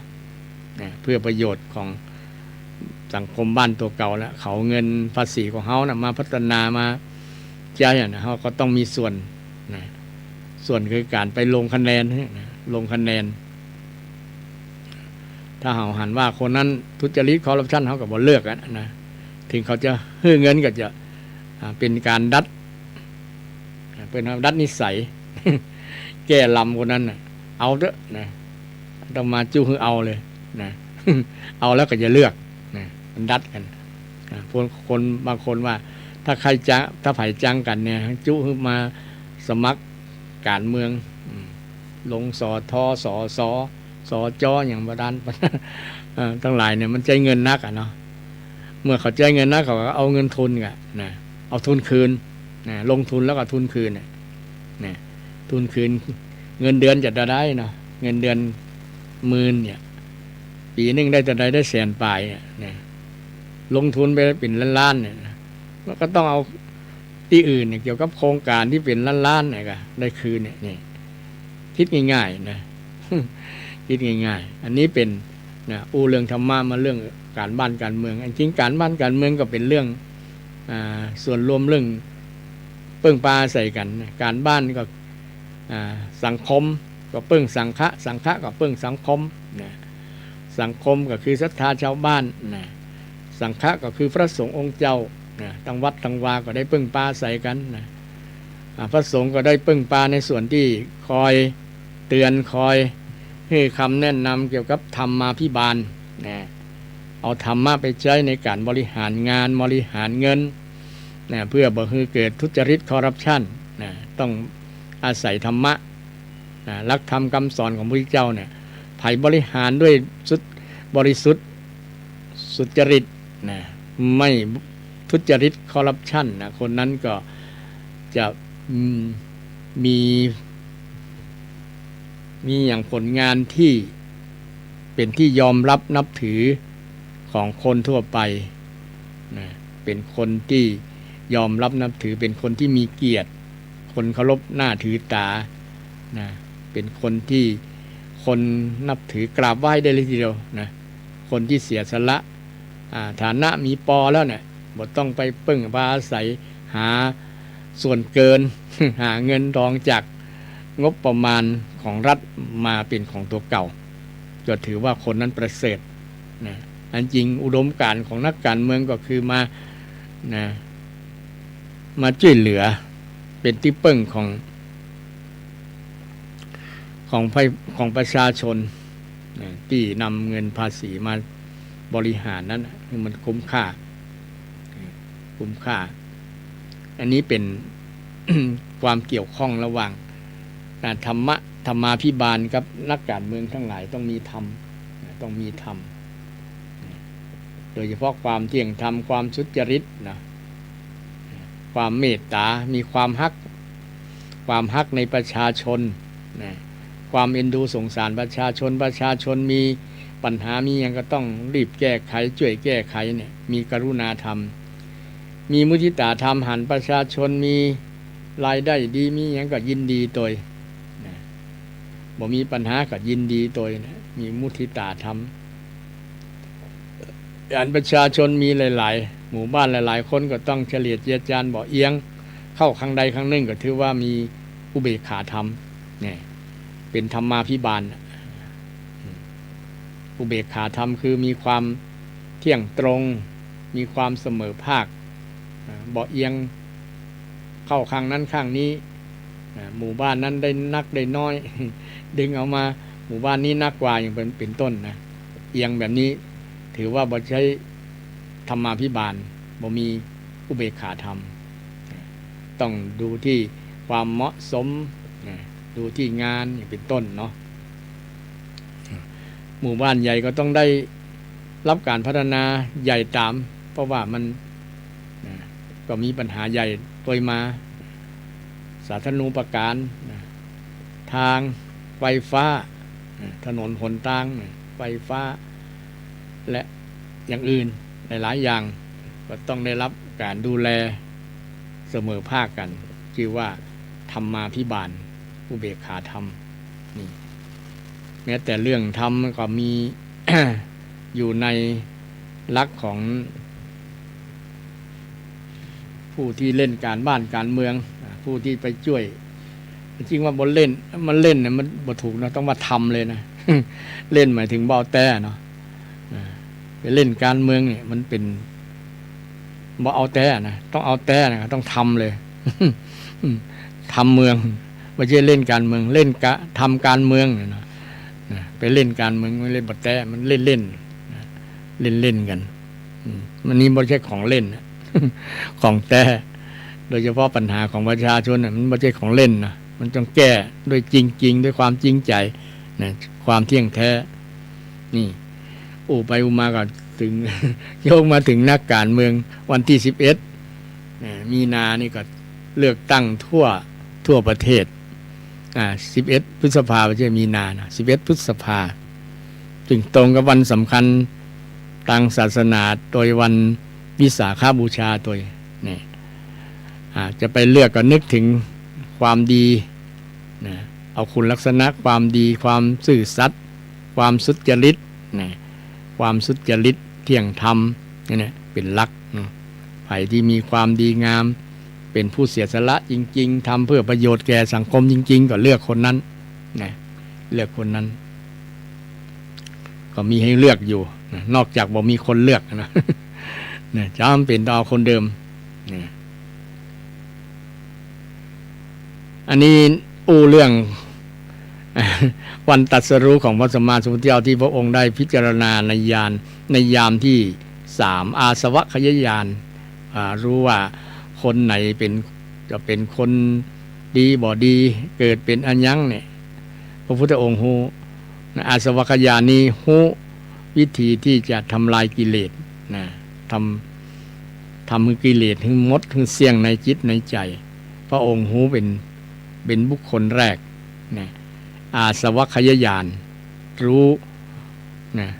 ญาณแปลว่าความรู้ตัดฌานแปลว่าการเพ่งหรือว่าจิตนิ่งเนาะเพ่งอยู่ในอารมณ์เดียวนะฌานมันมีคำคล้ายสระอานอนนีนเหมือนกันนะฌานกับญาณฌานคือสมาธินะฌานคือสมาธิหรือสมถะแต่ญาณนี้เป็นวิปัสสนานะวิปัสสนาคือการรู้แจ้งวิแปลว่าแจ้งนะ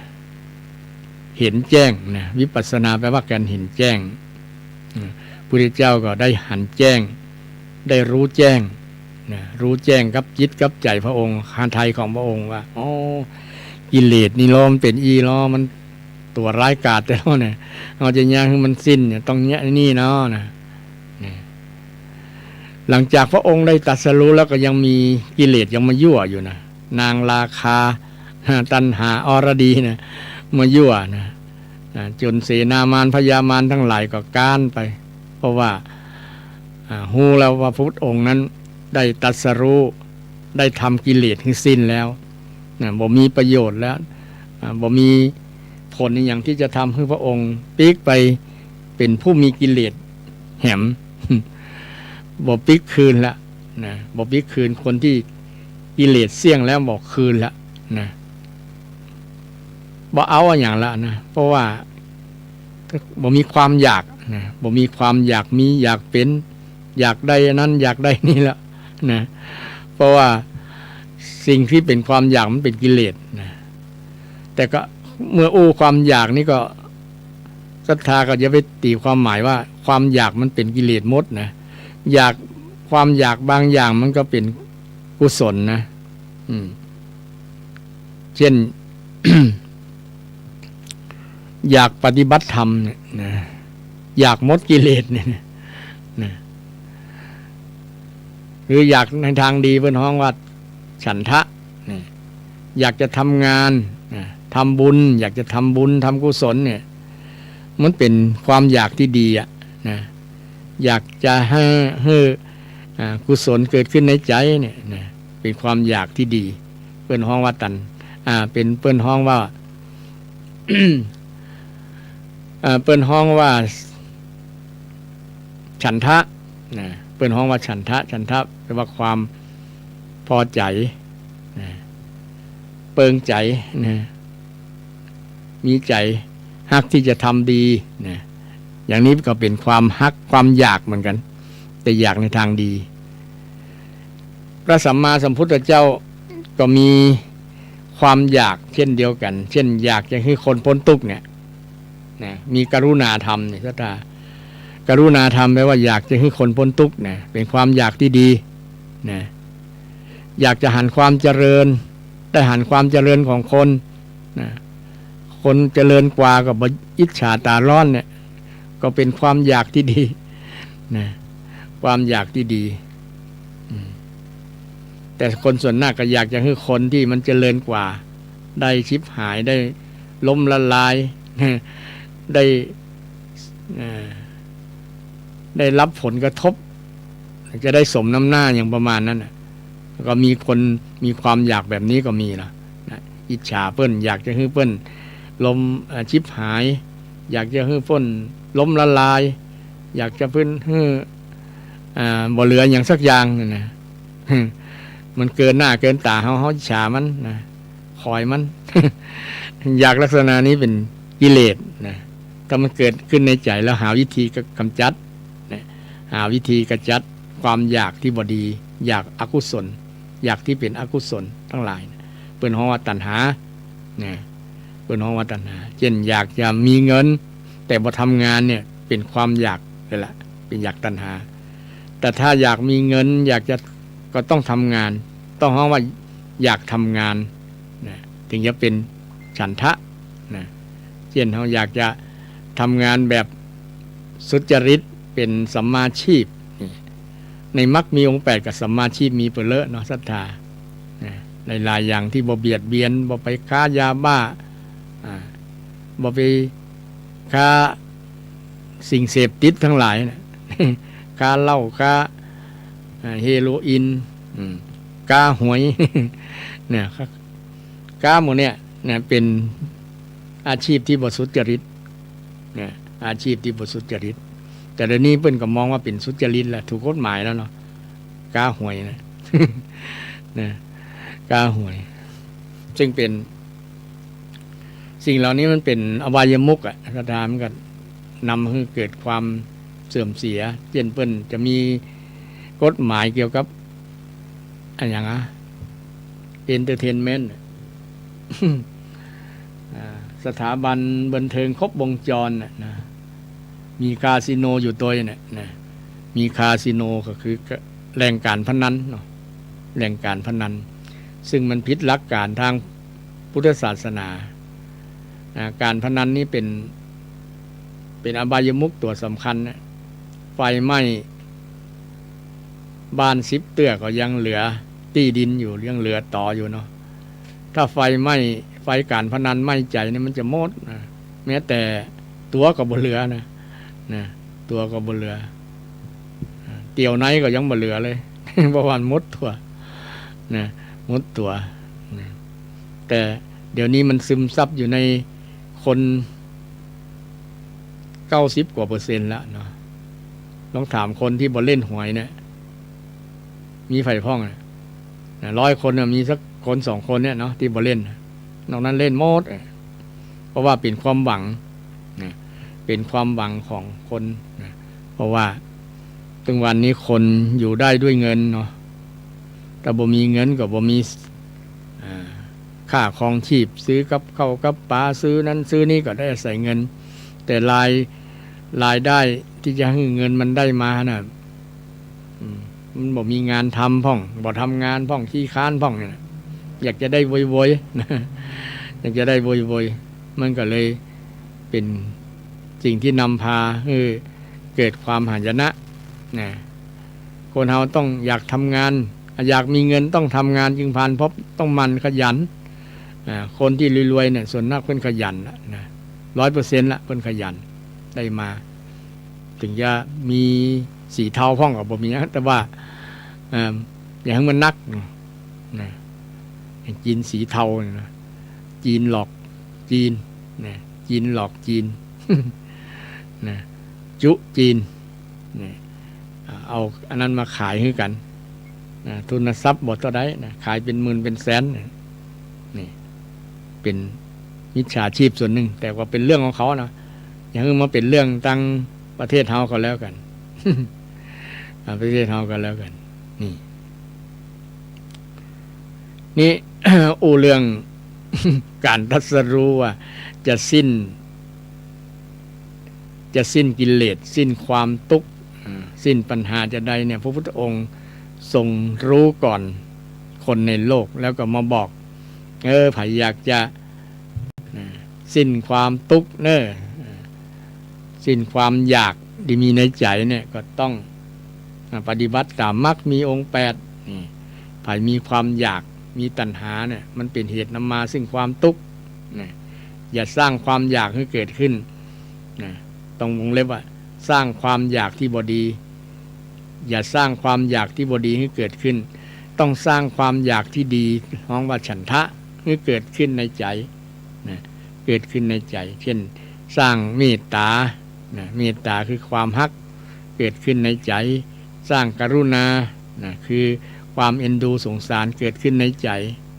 เป็นกุศลความอยากแบบนี้เป็นความอยากที่ดีทำให้เกิดกุศลทำให้เกิดความดีทำให้เกิดความสันติเกิดความสุขสงบร่มเย็นในครอบครัวในสังคมในหมู่บ้านนี่สร้างสิ่งเหล่านี้เกิดขึ้นแต่อย่าไปสร้างอกุศลให้เกิดขึ้นในใจ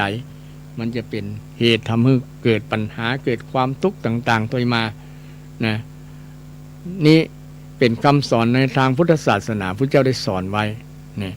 พระองค์ได้รู้แต่วันพระพุทธองค์ตรัสรู้ครั้งแรกตรัสรู้แปลว่าเรียนจบนะรู้จบรู้แจ้งรู้จริงรู้จบรู้แจ้งรู้จริงรู้จบนะรู้แล้วจบจบบ่มีปัญหาละจบละปัญหาจบนี่ถ้าบ่เฮียนหูจบแบบพระพุทธเจ้าน่ะมันก็ย่อมมีเรื่องราวต่างๆมีปัญหามีความทุกข์ต่างๆตัวมานักหลายอย่างสังคมในปัจจุบันเนี่ยฟังข่าวก็มีแต่ปัญหาเนาะศรัทธาเริ่มแต่ปัญหาเบียดเบียนกันฆ่ากันเนี่ยวันนั้นมีข่าวสามีแต่งภรรยาเอาไปมาเป็นคนตั้งเชียงใหม่เฮานะไปอยู่ตั้งพวกตั้งภาคกลางพวกน่ะถูกแต่งโอ้นับเข็มหลายเข็มหลายแผลไม่ใช่หลายเข็มหลายแผลจนทนบาดแผลบ่ได้ก็ได้ตายนี่มาจากการความอยากของคนอยากให้ภรรยาเป็นจะอันอยากให้สามีเป็นจะยี่แต่บ่ได้ดูเหตุผลว่าเอาเหตุผลมาว่ากันแต่เอาอารมณ์เนาะบอกใจเย็นบอกพิจารณาโดยถ่องแท้มันเป็นแต่ก็บางครั้งอยู่มีการหวาดระแวงสงสัยกันนะเนาะศรัทธาสังคมเฮาบ่เชื่อมั่นกันสามีภรรยาบ่เชื่อมั่นบ่เชื่อใจกันนี่ก็มันก็จบกันแล้วนะศรัทธาอยู่กันลำบากนะหวาดระแวงกลัวจะมีใหม่กลัวจะไปหากิ๊กกากลัวจะอันอย่างต่างๆนานาสภาพความกลัวความหวาดวิตกกังวลเราแวงกันนะมันก็ทำให้เกิดการทะเลาะวิวาท ทะเลาะวิวาทกันถึงกับชีวิตกันเลยล่ะนะก็เป็นปัญหาทำให้ครอบครัวเดือดร้อนลูกหลานก็ขาดความอบอุ่นจะไปปึ่งไผ่นั้นจะมีพ่อแม่ได้เสียชีวิตไปแล้วลูกก็ขาดพ่อขาดแม่ไปเนาะยิ่งบ่มีญาติมีหยังกับสร้างปัญหาเกิดขึ้นกับลูกหลานที่เกิดมาใหม่นะซึ่งก็เป็นปัญหาเกิดจากการบ่เอาธรรมะไปใจนี่แหละบ่ยึดหลักคำสอนของเจ้านะเหตุความโกรธความเกลียดนั้นเป็นกิเลสเนี่ยเฮาหาวิธีจะได้นะขจัดกิเลสเหมือนพระเจ้าที่ตรัสรู้เนี่ยนะตรัสรู้นะรู้วิธีจะทำให้กิเลสมันหายมันหมดไปเนี่ยมันเสี่ยงไปนะอาสวะขยญาณเฮียนแบบพุทธเจ้าเนาะเนี่ยเฮามาระลึกนึกถึงคำสอนของพระเจ้าในวันวิสาขบูชาก็นึกถึงที่พระพุทธองค์ได้ตรัสรู้ได้รู้วิธีที่จะกำจัดปัญหากำจัดกิเลสนะคืออาสวะขยญาณนี่เป็นญาณเป็นความรู้นะความรู้ที่วิเศษความรู้ที่ประเสริฐนะไปแก้ไขปัญหาของคนเฮาใช้ได้ทุกคนทุกเพศทุกวัยนะแต่บางคนมันนึกบ่ได้นะนึกบ่ได้มันคล้ายๆมีอย่างบังตาเนาะบังตามันนึกบ่ออกบอกบ่ถูกนะมันอารมณ์ชั่ววูบอารมณ์เกลียดอารมณ์โกรธนี่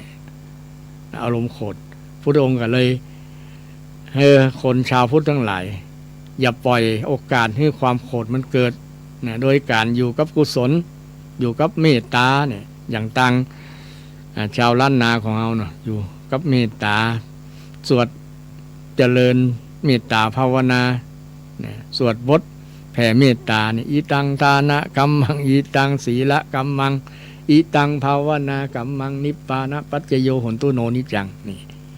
ซึ่งเป็นคำสอนที่นักปราชญ์ล้านนาได้แต่งไว้ซึ่งยึดหลักเอาคำสอนทางพุทธศาสนาโดยหลักเมตตาเนี่ยพระพุทธเจ้าได้สอนเรื่องเมตตาก็เอายึดหลักเมตตามาเน้นใจกับชีวิตประจำวันคนเฮาอยู่ด้วยความฮักเมตตาแปลว่าความฮักความปรารถนาดีนะสามีภรรยามีเมตตาก็คือมีความปรารถนาดีต่อกันครอบครัวนั้นก็จะอบอุ่นบ่มีปัญหานะในการดำเนินชีวิตมีแต่ความฮักเมตตาต่อกันนะถ้าขาดเมตตาครอบครัวนั้นก็จะมีละหองละแหงทะเลาะวิวาทกันนะบ่จบบ่เสี่ยงนะก็จะเป็นปัญหาเรื่องครอบครัว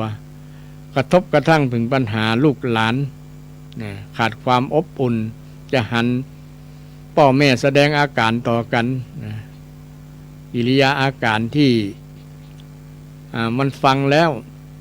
มันจะเข้าไปในจิตในใจของเราเนี่ยพ่อแม่ก็ควรระลึกนึกถึงในส่วนนี้พ่องเนาะลูกจะได้รับไปโดยปริยายเลยนะพ่อแม่เถียงกันด่ากันกิงหาบาให้เอาโคตรเอาสักการาดทั้งหลายมาด่ากันเอาพ่อเอาแม่มานะว่ากันต่างๆนานานะบอกคือเกลียดกันบ่นึกถึงในสมัยที่ฮักกันใหม่ๆนะฮักกันใหม่ๆนะอูจากันม่วนนะแต่พอนะได้สักพักแล้วมีลูกมีหลานมีอย่างต่างๆนั่นนะเริ่มมีปัญหาเริ่มละหองละแหงกันนะว่าให้กันนะจมให้กันด่าให้กันต้องสปะอย่างนะแล้วก็ในที่สุดมันก็เหลืออดเหลือทน มันก็ระเบิดใส่กันนะเหมือนระเบิดปรมาณูเนาะใส่กันมันก็มีแต่ความเสียหายมีแต่ความชิบหายมีแต่ความบดีอัปมงคลต่างๆเกิดขึ้นกับครอบครัวฉะนั้นในฐานะเขาเป็นชาวพุทธเขาก็ควรยึดหลักวิธีที่จะแก้ปัญหาโดยนึกถึงพระพุทธเจ้าเป็นพุทธานุสติเนี่ยนึกถึงประวัตินะพระองค์ช่วงที่พระองค์ตรัสรู้เนี่ยในยามสุดท้ายเนี่ยนะอาสวัคยญาณตั้งแต่เที่ยงคืนจนถึงตี 3นี่เนี่ยช่วงนี้มันเงียบสงัดนะมันเหมาะแก่การเจริญสมาธิแล้วมันจะได้ ได้ผลในการปฏิบัติไผมัน เจริญสมาธิเจริญสตินะในช่วงนี้จะดีมากๆนะเพราะว่ามันเงียบนะบ่มีเสียงรถเสียงลาบ่มีเสียงนกเสียงกาแต่นอกนั้นจะเริ่มมีแล้วเนาะตีสี่ตีห้าก็เริ่มมีเสียงนกเสียงไก่เสียงอย่างต่างๆมันเริ่มขันแล้วนะเริ่มห้องเริ่มขันแต่ช่วงนี้มันเงียบดีนะเงียบมันเปิงมันสงบเงียบนะพระองค์ก็ได้ใจช่วงเนี้ยนะได้เจริญญาณนะได้บรรลุญาณได้บรรลุญาณคืออาสวะขยญาณนะทำกิเลสให้เสี่ยงโมดเลยว่าความโลภความโกรธราคะโทสะโมหะอยู่ในหัตถ์ของมนมดลึงเลยนะเป่งลึเป่งลึงบทมีติดค้างสักเล็กสักน้อยแหละนะไปมดนะบ่เหลือบ่เกิดใหม่ใครจะมายั่วมาด่ามาว่ายังก็บ่เกิดนะความโกรธความเกลียดบ่เกิดในหัตถ์ของพระองค์พระองค์จะนิ่งนะนิ่งเอาศึกษาประวัติก็คงจะได้ทราบดีว่าหลังจากที่พระองค์ตรัสรู้บรรลุนะทำในส่วนนี้บรรลุอาสวะขยญาณแล้วเนี่ยพระองค์จะบ่ม มีปฏิกิริยากับไผนิ่งนะบางคนด่าจนเหนื่อยนะด่าจนอิดเลยนะมีเราสมัยหนึ่งนางมาคันธิยาจ้างคนมาด่า คนที่ฟังอยู่ที่บอกใช่เป็นพระอรหันต์นะพระอานนท์บรรลุแค่โสดาบันนะอดทนล้นบ่ได้เนี่ยฟังแล้วพระองค์ทนได้จะได้เนี่ยนี่พระองค์กัดชี้อธิบายให้อานนท์ฟังนะถ้าเฮาบ่ยึดนะเฮาบ่ถือบ่แบกมันไว้นะมันก็บ่มีผลกับเฮากำอูกำจ๋านะเหมือนกับอุปมาประไมยอาคันตุกะอาคันตุกะผู้มาเยือนนะผู้มาเยือนเจ้าของบ้านนะแขกผู้มาเยือนเจ้าของบ้านทำแป้งเก้ากับข้าวกับป่าคือกับอาคันตุกะผู้มาเยือนอาคันตุกะผู้มาเยือนบอกกินข้าวที่เขานั่นไว้น่ะ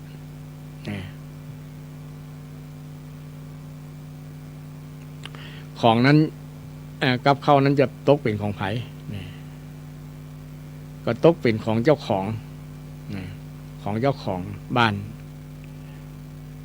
ฉะนั้นคนที่ด่าคนด่าคนแล้วเขาบ่รับเขาบ่กิน เบียบมันก็บ่กินข้าวที่เจ้าของบ้านที่แป่งกับข้าวว่าอย่างดีแต่เขาบ่กินข้าวนั้นก็เป็นของเจ้าของบ้านเหมือนกับคนด่าด่าเสี่ยงอย่างแต่คนนั้นบ่เอาคนมาคนอาคันตุกะบ่รับเอามันก็บ่เกิดอย่างแล้วคำด่านี่ก็พลิกย้อนไปสู่เจ้าของบ้านสู่เจ้าของบ้านที่จัดเตรียมอาหารเปรียบเหมือนคำด่าคำอย่างนั้นเนาะใส่คนนั้นบ่รับก็จะพลิกย้อนคืนกับคนนั้นซึ่งเป็นเรื่องที่เราพิจารณาแล้วก็เป็นลักษณะที่หาวิธีแก้วิธีคนที่จะมาด่ามาว่ามาหยัง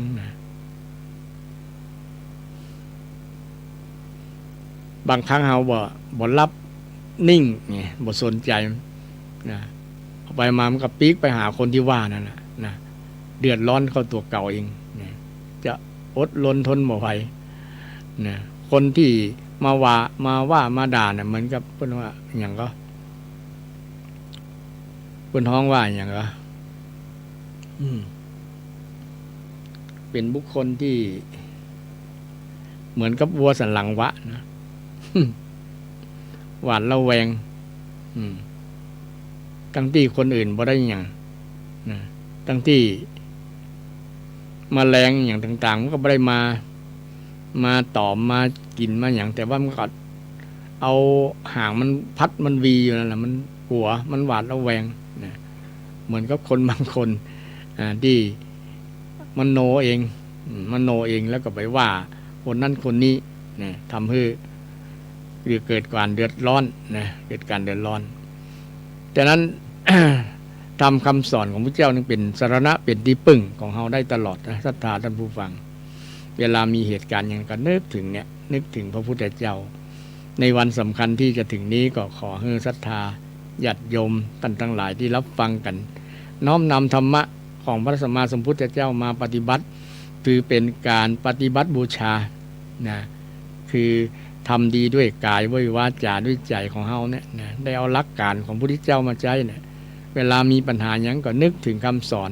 นึกถึงวิธีการที่พระองค์ได้ปฏิบัติมาเช่นช่วงที่ตรัสรู้เนี่ยเนาะพระองค์ได้เอาวิธีเนี่ยที่ใช้วิธีสงบวิธีสงบด้วยการเข้าฌานด้วยการเจริญญาณบรรลุธรรมลักบรรลุธรรมของพระองค์คืออาสวะขยญาณญาณที่ตรัสรู้วิธีที่จะทำกิเลสให้หมดทำโกรธให้หมดจากใจทำโลภให้หมดจากใจทำหลงความหลงให้หมดจากจิตจากใจได้ใครทำได้คนนั้นชื่อว่านำลักทำคำสอนพระเจ้าไปประพฤติปฏิบัติแล้วมันเกิดประโยชน์ส่วนที่ผลกับตัวเฮาเองนะเช่นเวลาเรามีความโกรธนะโกรธกับไผนะเราก็หาวิธีที่จะแก้ไม่ใช่การแก้ไม่ใช่การแก้แค้นนะการแก้แค้นนะหมายถึงการเอาคืนนะเนาะเปิ้นด่ามาก็ด่าตอบเนี่ยพระเจ้าว่าการใช้ลักษณะนี้เป็นการเปิ้นห้องว่าคนที่ด่าตอบเนี่ยเลวกว่าคนที่ด่าที่แรกนะ เนี่ยพระเจ้าบอกว่าคนที่ด่าเนี่ยถือว่าเลวแล้วนะแต่คนที่ด่าตอบเนี่ยเลวกว่าเลวกว่ามาพิจารณาดีๆมันบ่ยุติธรรมนะคนด่ามาคนจะตาต่อตาฟันต่อฟันหลักการพระเจ้าไม่ใช่แบบนั้นนะคือไผ่สงบนิ่งได้นะสงบนิ่งได้ด้วยหาวิธีแก้อย่างผู้ชาญฉลาดโดยที่ไม่ต้องเอาคืนการด่าตอบหมายถึงจิตใจของเรามันเดือดมันพล่านนะที่จะอยากที่จะทำร้ายคนที่ด่านะอยากจะโต้ตอบคนที่ด่าแสดงว่าจิตใจเขาอ่อนกว่าคนนั้นถ้าจิตใจเขาเข้มแข็งคำด่านั้นจะบ่มีผลกระทบกับเราถ้าเขาเข้มแข็งกว่าเขา โดยนิ่งก่อนนะหาวิธีที่จะแก้อย่างอื่นคือแก้ที่ความที่จิตใจของเราไม่ใช่ไปแก้ที่ปากของเปิ้นบ่ฮื้อเปิ้นปากหรือว่าจะฮื้อเปิ้นได้ยินคำที่เราด่านะต้องแก้ที่ใจเรานะมันเกิดที่ใจเหรอนะเกิดที่ใจหูมันได้ฟังแล้วหูใจมันก็บอกว่าไอ้คนนี้ด่ามันก็นะเราต้องแก้ที่ใจเรานะมันเกิดที่ใจฉะนั้นก็ฝากศรัทธาญาติโยมวันสำคัญทางพุทธศาสนาก็เรียนเชิญเจริญพรศรัทธาญาติโยมทำคุณงามความดีโดยการทำกายสุจริตวจีสุจริตมโนสุจริตเพื่อเป็นพุทธบูชาในวันสำคัญทางศาสนาที่จะเวียนมาถึงในวันที่11พฤษภานี้คือสมฐานะที่เราเป็นชาวพุทธที่นับถือพุทธศาสนาที่เราได้มีคำสอนที่อันประเสริฐที่แก้ไขปัญหาชีวิตได้100%ใช้คำว่า100%แล้วก็ขอให้ภาคภูมิใจการปฏิบัติดีปฏิบัติชอบจะเป็นการปฏิบัติบูชาคุณของพระพุทธเจ้าพุทธเจ้าสรรเสริญการปฏิบัติบูชาคือการทำกายทำวาจาทำใจให้บริสุทธิ์ในวันสำคัญทางศาสนานี้คือวันวิสาขบูชาก็ขออำนวยพรศรัทธาญาติโยมทุกท่านทุกคนคือมีสุขภาพแข็งแรงสุขภาพกายแข็งแรงสุขภาพจิตเข้มแข็งแล้วก็คือมีธรรมคำสอนมีหลักธรรมยึดหลักธรรมคำสอนของพระเจ้าไว้เพื่อไปดำเนินชีวิตเกิดประโยชน์ส่วนที่ผลและก็ขออำนวยอวยพรผลคุณงามความดีทั้งหลายจงมาปกปักรักษาศรัทธาท่านผู้ฟังทั้งหลายคือมีความสุขมีความเจริญปราศจากทุกโศกโรคภัยมีความสุขกายสบายใจ และเจริญไปด้วยอายุวันนะสุขะพระปฏิภาณธรรมสารคุณสารสมบัติทุกท่านทุกคนเทินเจริญพร